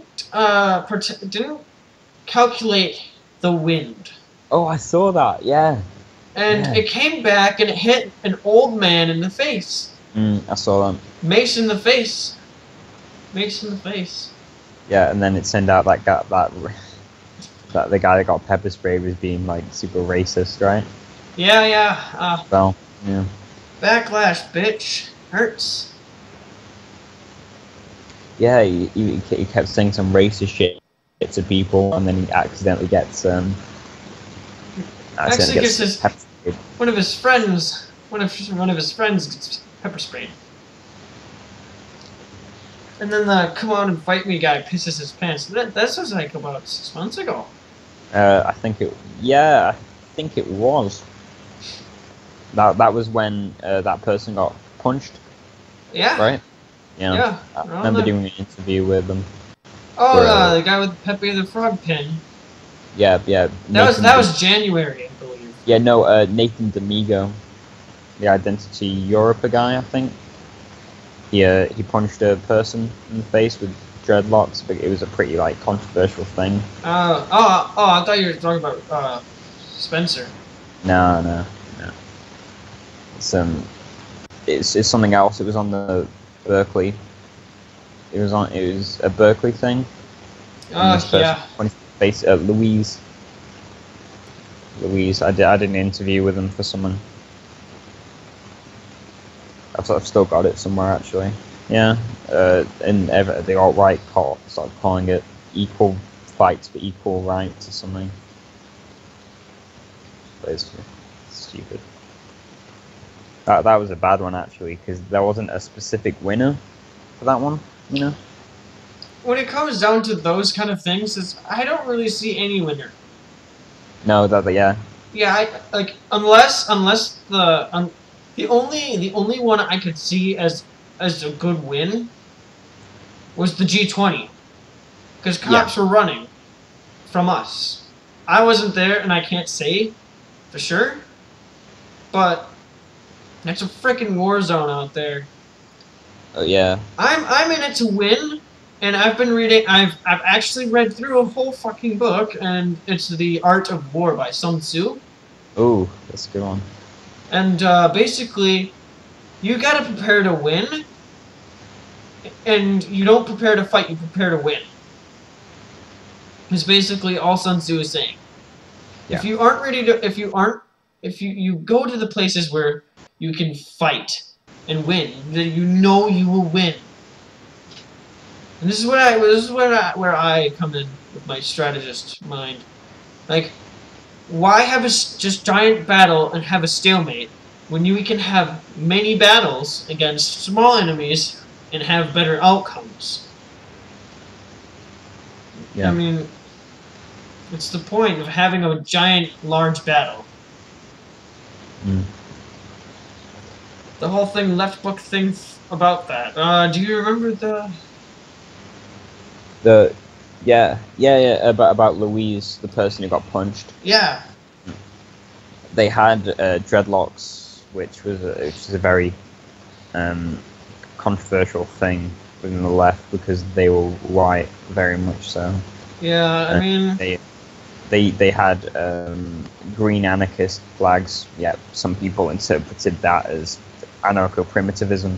oh, whole different thing. Yeah. Because Anne Prim sort of definitely stole that flag, and now it sort of irreversibly belongs to the Anne Prims. Yeah. It's sad. Um, Sad. yeah, it is. I mean, And then I have no like I try to like I understand what N prim is. It's just it doesn't work. yeah, Humanity is going to evolve. yeah, exactly. After a while, people are just gonna be like, I'm too "Hey, lazy for doing this shit. I can make a robot to do this for me." exactly." Yeah. So this person, Louise, was implicated in a bunch of stuff, accused of being an Anne Prim, which wasn't true, as they tried to say, and other people tried to say a lot. They were being they were a sex worker. They did some amateur porn. Oh yeah, I saw Yeah. that. And the People thing kept, is, I mean, you know, within the- a post-revolutionary society, there would be no such thing as a sex worker yeah, no, it would just be a person who who enjoys having had sex. Yeah. They wouldn't be doing it just to sell their body. Mm. There's Yeah, the thing. exactly. I mean, what if they do like doing it and they get paid for it? I mean, Exactly. exactly. What? So as long as it isn't exploitative, like lots of sex work now is, quite a lot of it is involved with human trafficking and other things, and that's obviously wrong. Bad. Yeah, it's obviously fucked up. Yeah, when it's ethical and when it's a person of their own free will just doing it because they enjoyed it, then there's no problem with it. You know, it's just another way of selling your labor. Yeah. Yeah, tankies don't apparently understand that. And then this person was misgendered a lot within Left Book, just out of just people being dicks, really. There's a lot of drama. They refuse to make up, apologize for the hair.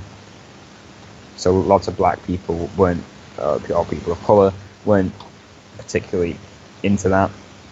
The unrepenting aspect of it, essentially, people were like, no, you got to admit the problems there, and they just wouldn't.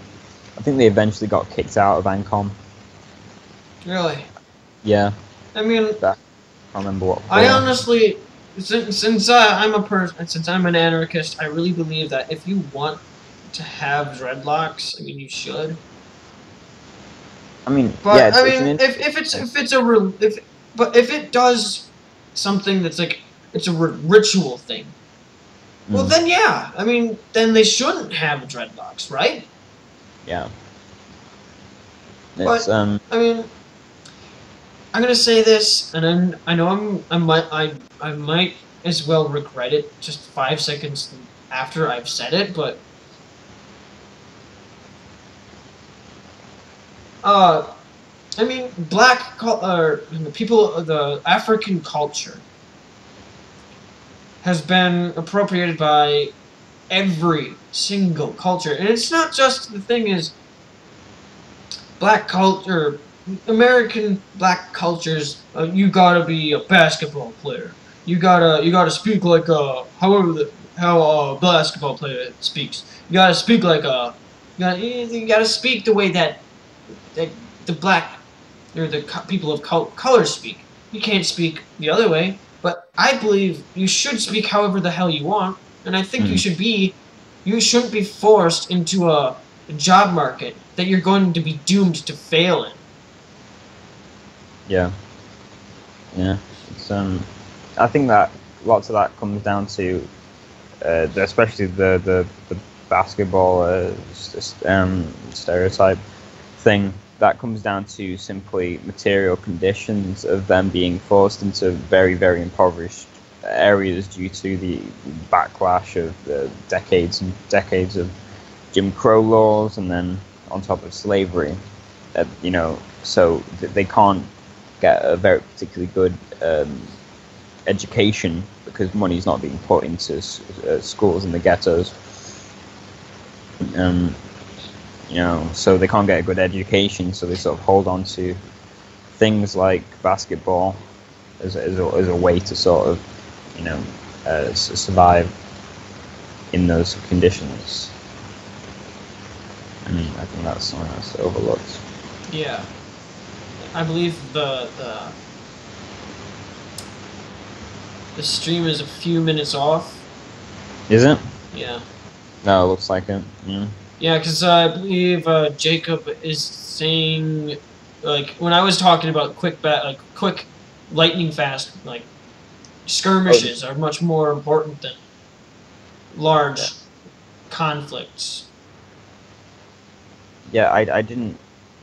I don't think. Yeah, Jacob's behind a bit, but I'm not. I've got it running in the background. Yeah, it's 30 seconds behind for me. I think it's just the thing with Jacob.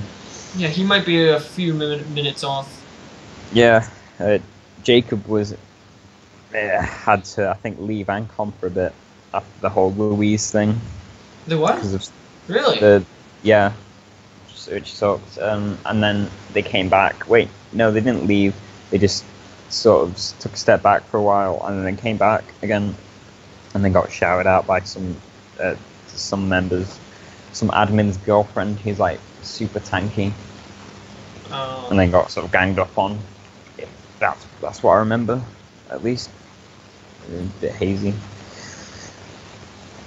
Yeah, but what Jacob's saying about Antifa in the UK in the 90s against the National Front and British National Party, which is what the NF and BNP stand for, is that's what happened. It wasn't like large-scale battles, you know, like you see in Berkeley or whatever, or standoff with free speech signs and shit. It was literally like, you know, a bunch of fascists, a bunch of skinheads or whatever, a bunch of anti-fascists outnumber them, so they run up, you know, fucking like knock the shit out of them and then get back out. Yeah, as opposed to sort of the police sort of organized battles or whatever, you know. Yeah. With speakers and stuff. Yeah, that shit I can't stand. Mm. And I'm gonna make this really fucking clear. I'm gonna make this really fucking clear to all Antifa, not just anarchists, but like all Antifa. Like, the thing is, we need to win. I'm not here to fight. I'm here to win. I just don't want to just fight.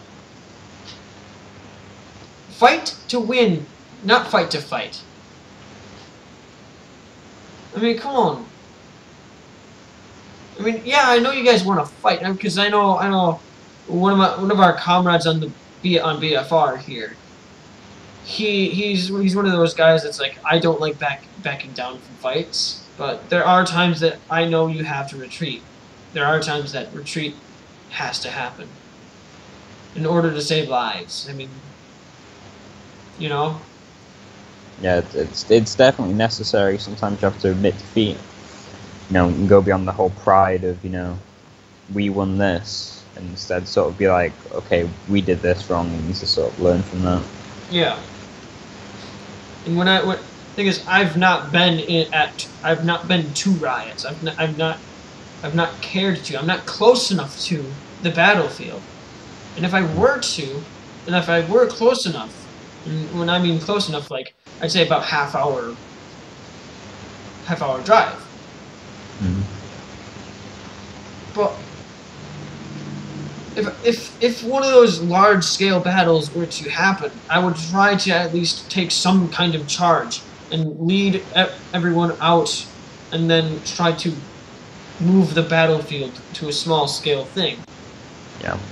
I mean, I know anarchism is like, doesn't like the concept of leaders, even though anarchism is more so order without hierarchy. And we need to remember that. Like, there has to be some kind of leadership when in battle.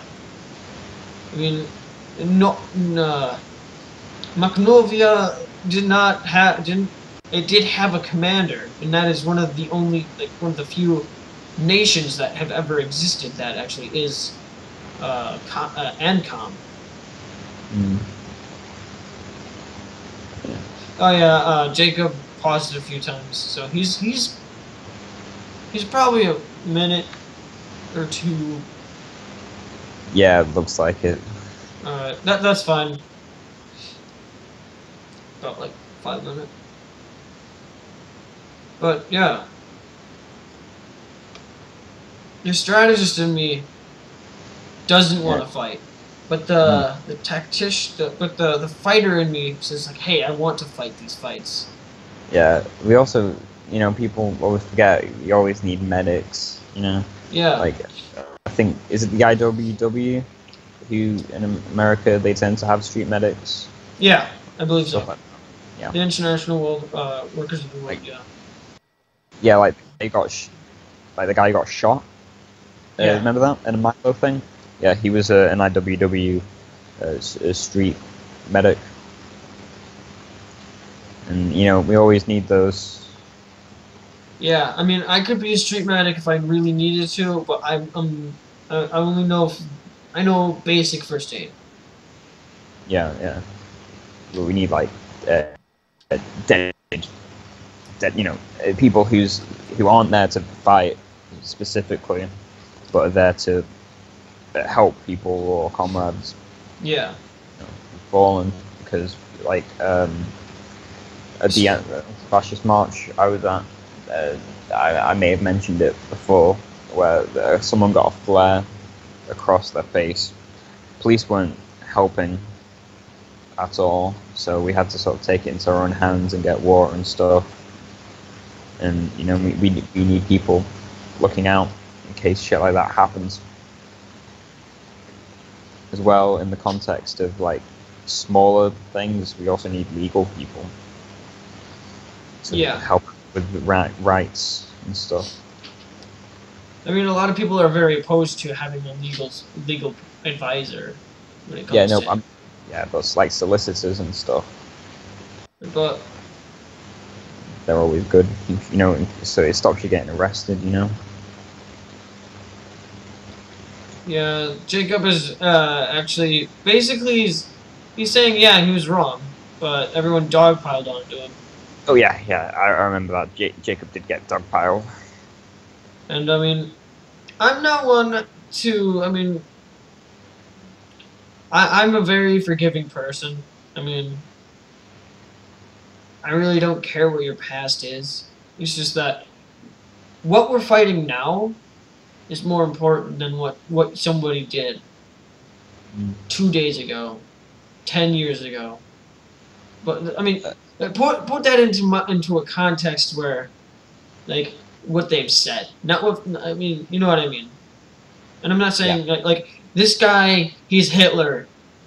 He should join us, kind of thing. I mean, this guy, I guess he sold drugs, and and he wants to convert to anarcho-communism, or such as Jacob here. He made some posts, I believe. I think there was some comments. Posts and comments saying certain things. I mean, I think it was misgendering Louise. I think, if I remember properly.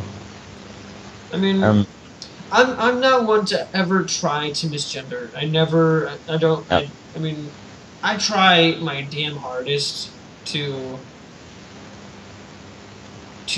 be gender neutral. I mean, to say there instead of to say there instead of you guys, or I understand that. Or say you instead of you guys, or I just say please instead of policeman. Yeah. I've just been scrolling through Facebook, and anti-imperialist Action posted about a guy called Vadim Papura, who died in an arson attack on a Union building by fascists. Where was this? In Odessa, Ukraine. Fuck. Yeah, 4 leftists shot dead, and 42 activists died in the arson attack.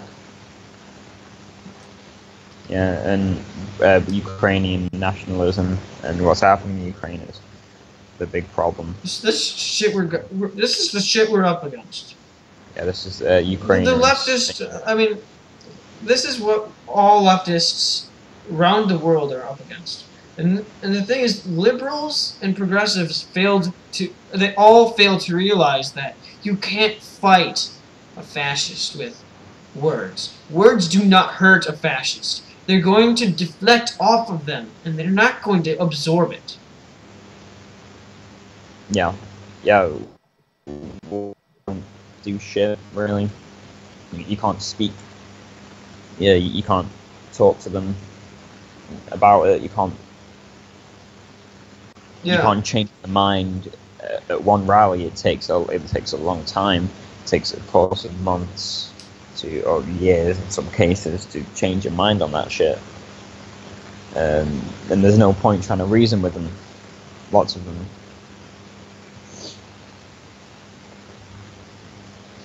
I don't mind a person that shouted at me. Usually,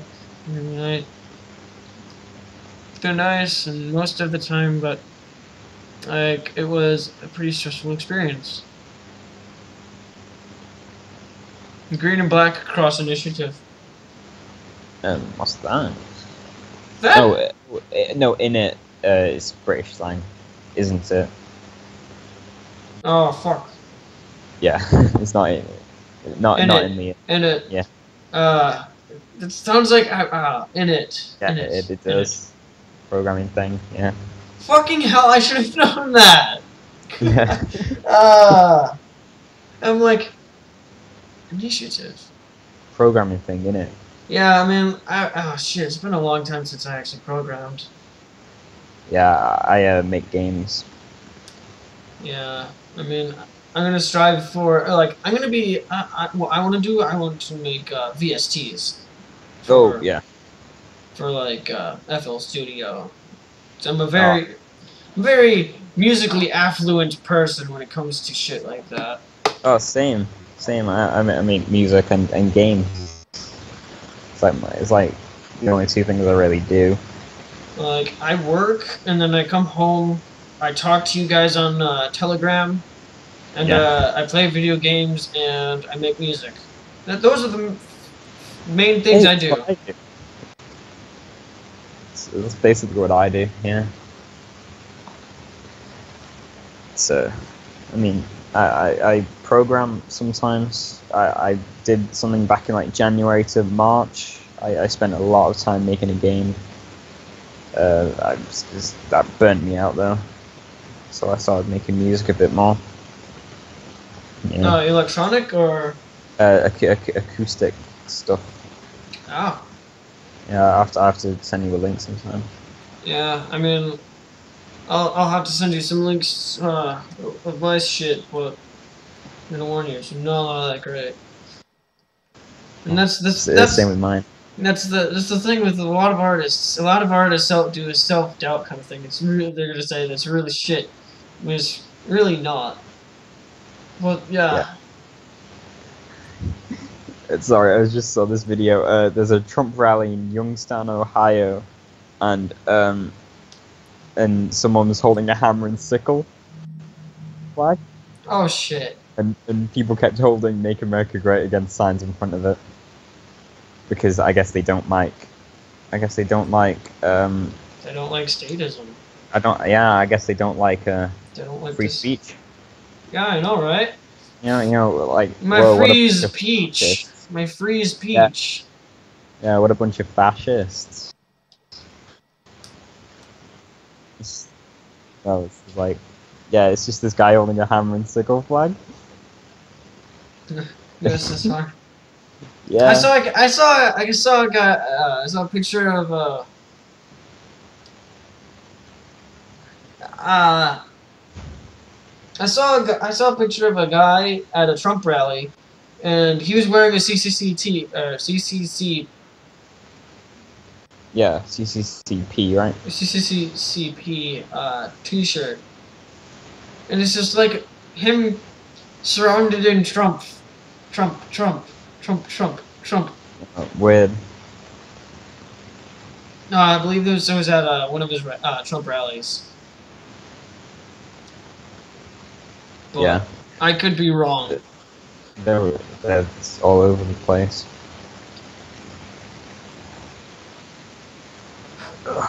Yeah, what Jacob's saying about Ukraine.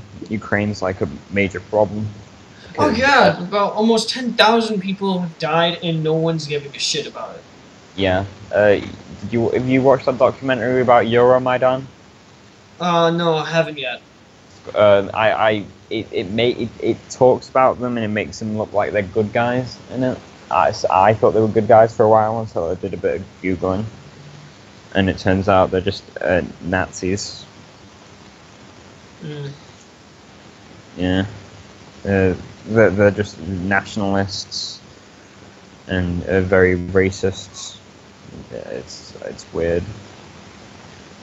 You know, one thing I've always come around upon on when like playing video games that involves like politics is that you can't really say that you want to be an like any anarchist, because it's Yeah, either what you do? because it's always that one-dimensional line of thinking when it comes to those video game programmers. Hey, we're not going to think about how politics actually work. I mean, the closest I've seen it work was Tropico 5.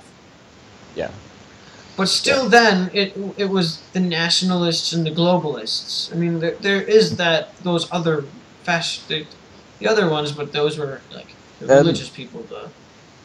yeah.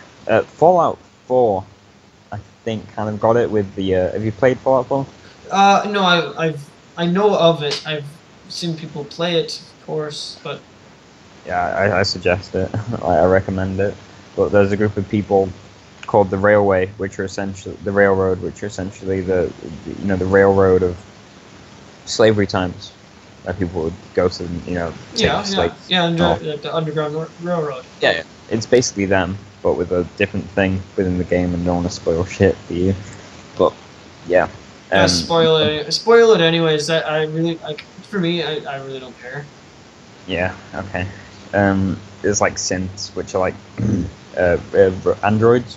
Oh yeah. Kind of, you pass off as humans, like perfectly, and they smuggle them out of the area. It's quite cool, and they're essentially basically leftists. It's not explicitly said, but they definitely are, at least portrayed as anarchists or anarcho-communists. So I always side with them whenever I play through. I mean, I would if I played the game. But a lot of people see that game as like an exemplary of anarcho-capitalism. That game, yeah, it's weird because it's not. Because it's the worst example for anarcho-communism, capitalism, because it's just like a hellhole. Another game that is the worst example of anarcho-capitalism is the Borderlands series. Exactly. Like, you've got all these rich tycoon people. I mean, the only likable one was Handsome Jack. Yeah. Because he was that kind of crazy that was humorous. He had I guess a horse that was made of actual diamonds. That was an actual horse. And he named, I forget its name. But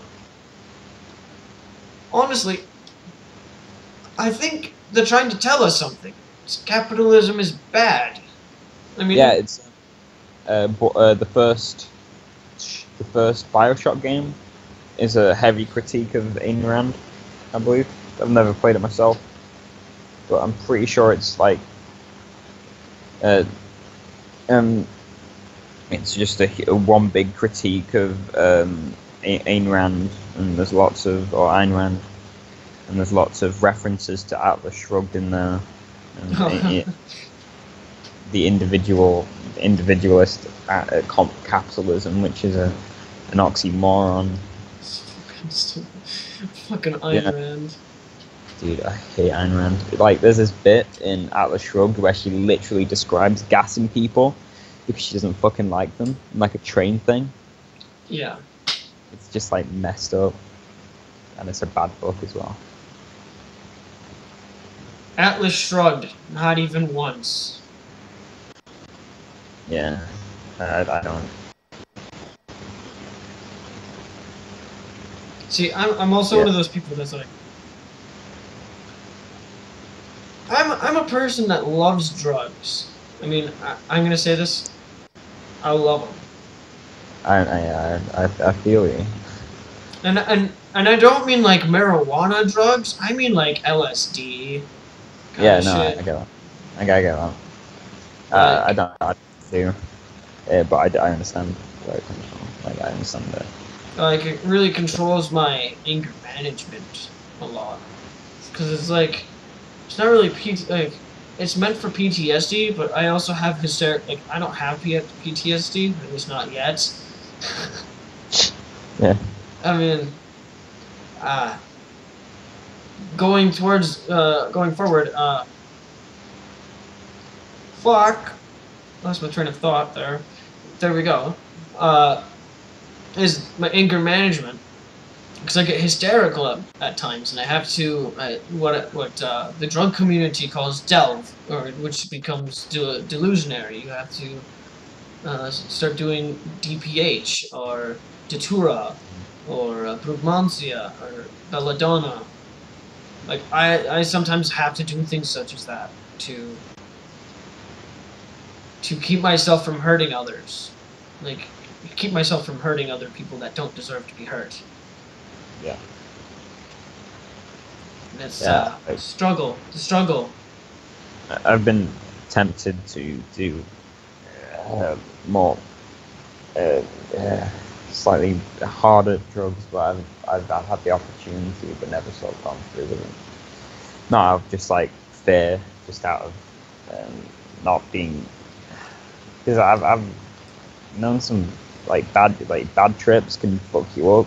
Yeah. I mean, the thing is, when a lot of people do like LSD, they realize something that like like when I did LSA, which is like the whole that's from the Morning Glory seeds, which is that's the natural version of LSD. So yeah, like with that said, when people do LSD, LSA, or any kind of hallucinogenic, delusionary, or drugs such as that, you start to gain conscious of what it is to be human. What's more important, being one individual person or working together. Yeah. That's where I got it. Yeah. I don't know too much about the experience. I just know like flashbacks. They're pretty bad, right? Like if you get them. Oh shit! Yeah, I do. You do. Like that's a big problem. It's like I don't want to, deal with that. It sounds not fun at all. I mean, I get them from time to time because I have delved. Well, I deal with it. I mean, I deal with it by delving more.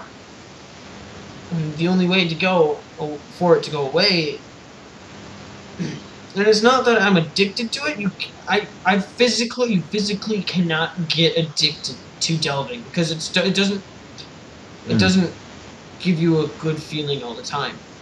Yeah, it's that's the thing, because it's not shit like that. It's not cocaine or heroin. It's not addictive in the.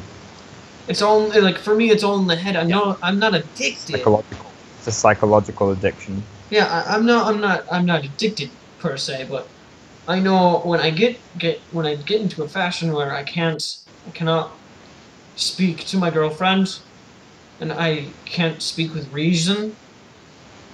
Yeah.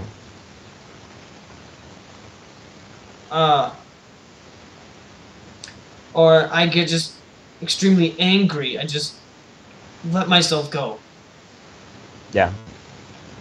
And I don't mean like a lot of people will say like, "Oh, you're gonna kill yourself by doing that." And like, I'd rather take the chance of dying or killing myself than killing somebody else. That is the thing that I fear the most, is killing someone else and not feeling those repercussions. Yeah, it's a heavy thing. Yeah, the you know, that mindset of like, you know, could I do this? It's a heavy thing to go through, and like, I don't think I really could, you know? Yeah. It's Well, understandable.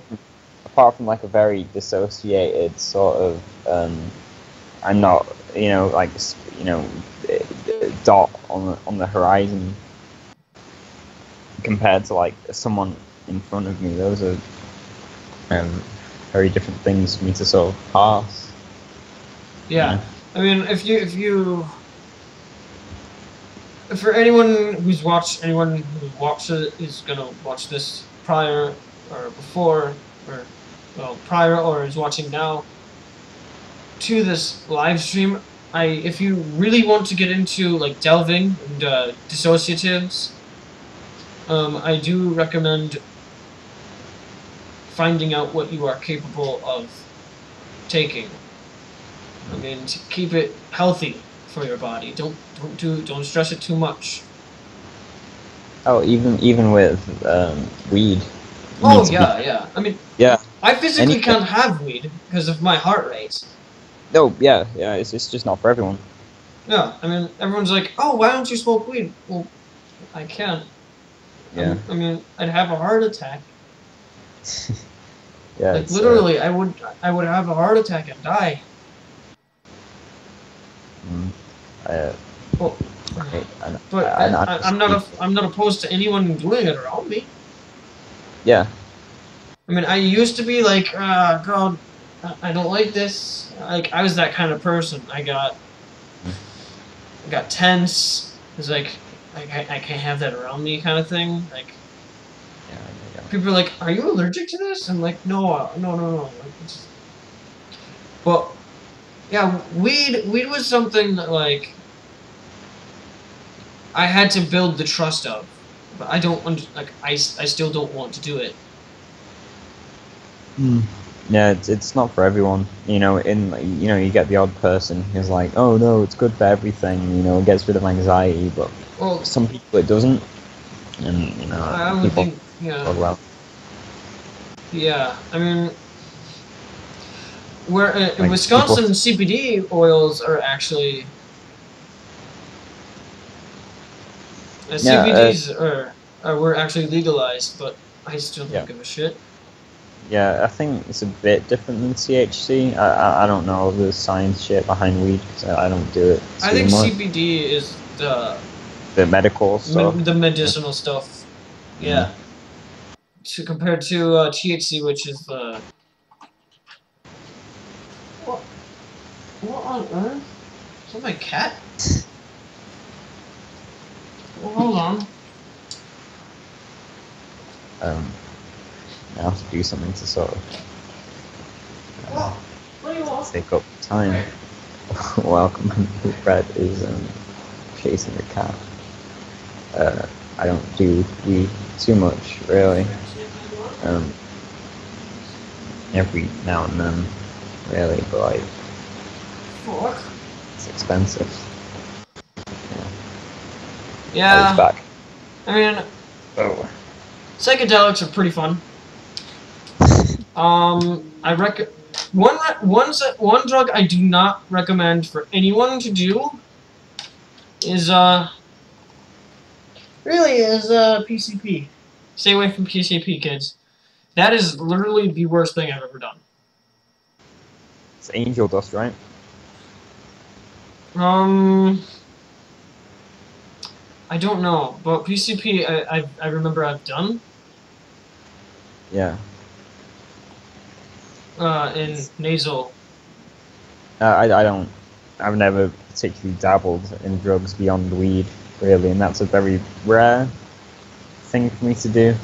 simply because I don't have the sort of time to go out and buy. Oh, it's this cat. Anarcho Kitten. Yeah. Yeah, this is him. What's the is it the IW cat with like the spiky hair?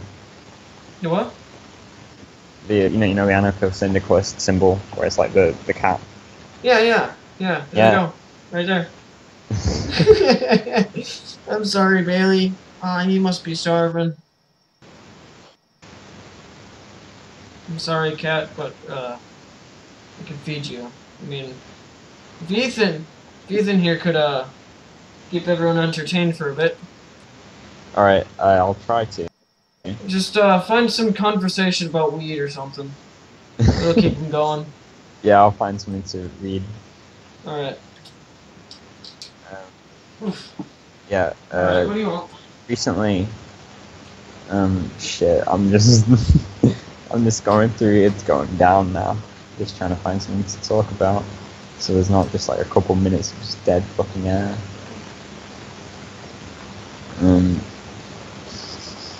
Last week. Last week I think there was a lot of pro J20 things, and the people who were affected, the people have been given 80 years, I think, some people, 80 years in jail because of it. Some of them even more, some like crazy numbers like fucking 1,000 years. And there was lots of ways to spend. There were lots of street festivals being done.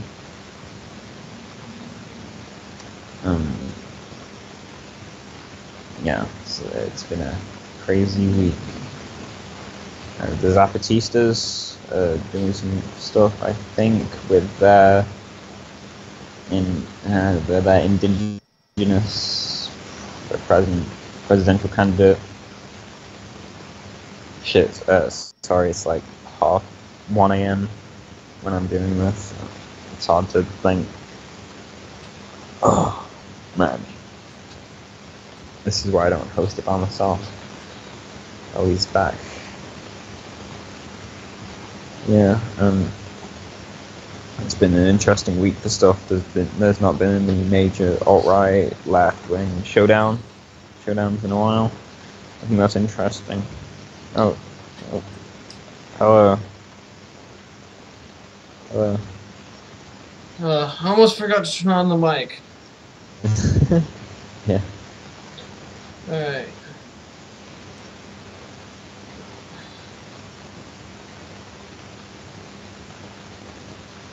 Good. Oh, dude, it's like 1:30 a.m. Yeah. Oh shit, really? Yeah, I'm shad. I'm tired. Alright.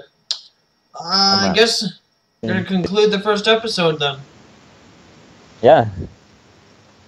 This concludes the first episode. Alright, next week we're going to have a different special guest. Yeah. Ethan's going to be our special guest again. I don't know. We're just going to have Ethan and another special guest. We're just going to have a panel. Yeah. You know, I'll probably be able to make it next week. And usually the live stream is never on the same day every week. So... Oh, God. Yeah, I could not do it every Tuesday, but I can make it once every week. So can I. So it's gotta find a day that works, and then just post it. Hey, we're gonna be doing it this day. Yeah, we need to make a Facebook page for it instead of just a group. Yeah, it sounds like a better idea, because then it would actually post saying, "Hey, we're live." Yeah, exactly. Have an automatic post. I'll download the audio off this later. Alright. And down. I'm probably gonna make some dinner. Alright.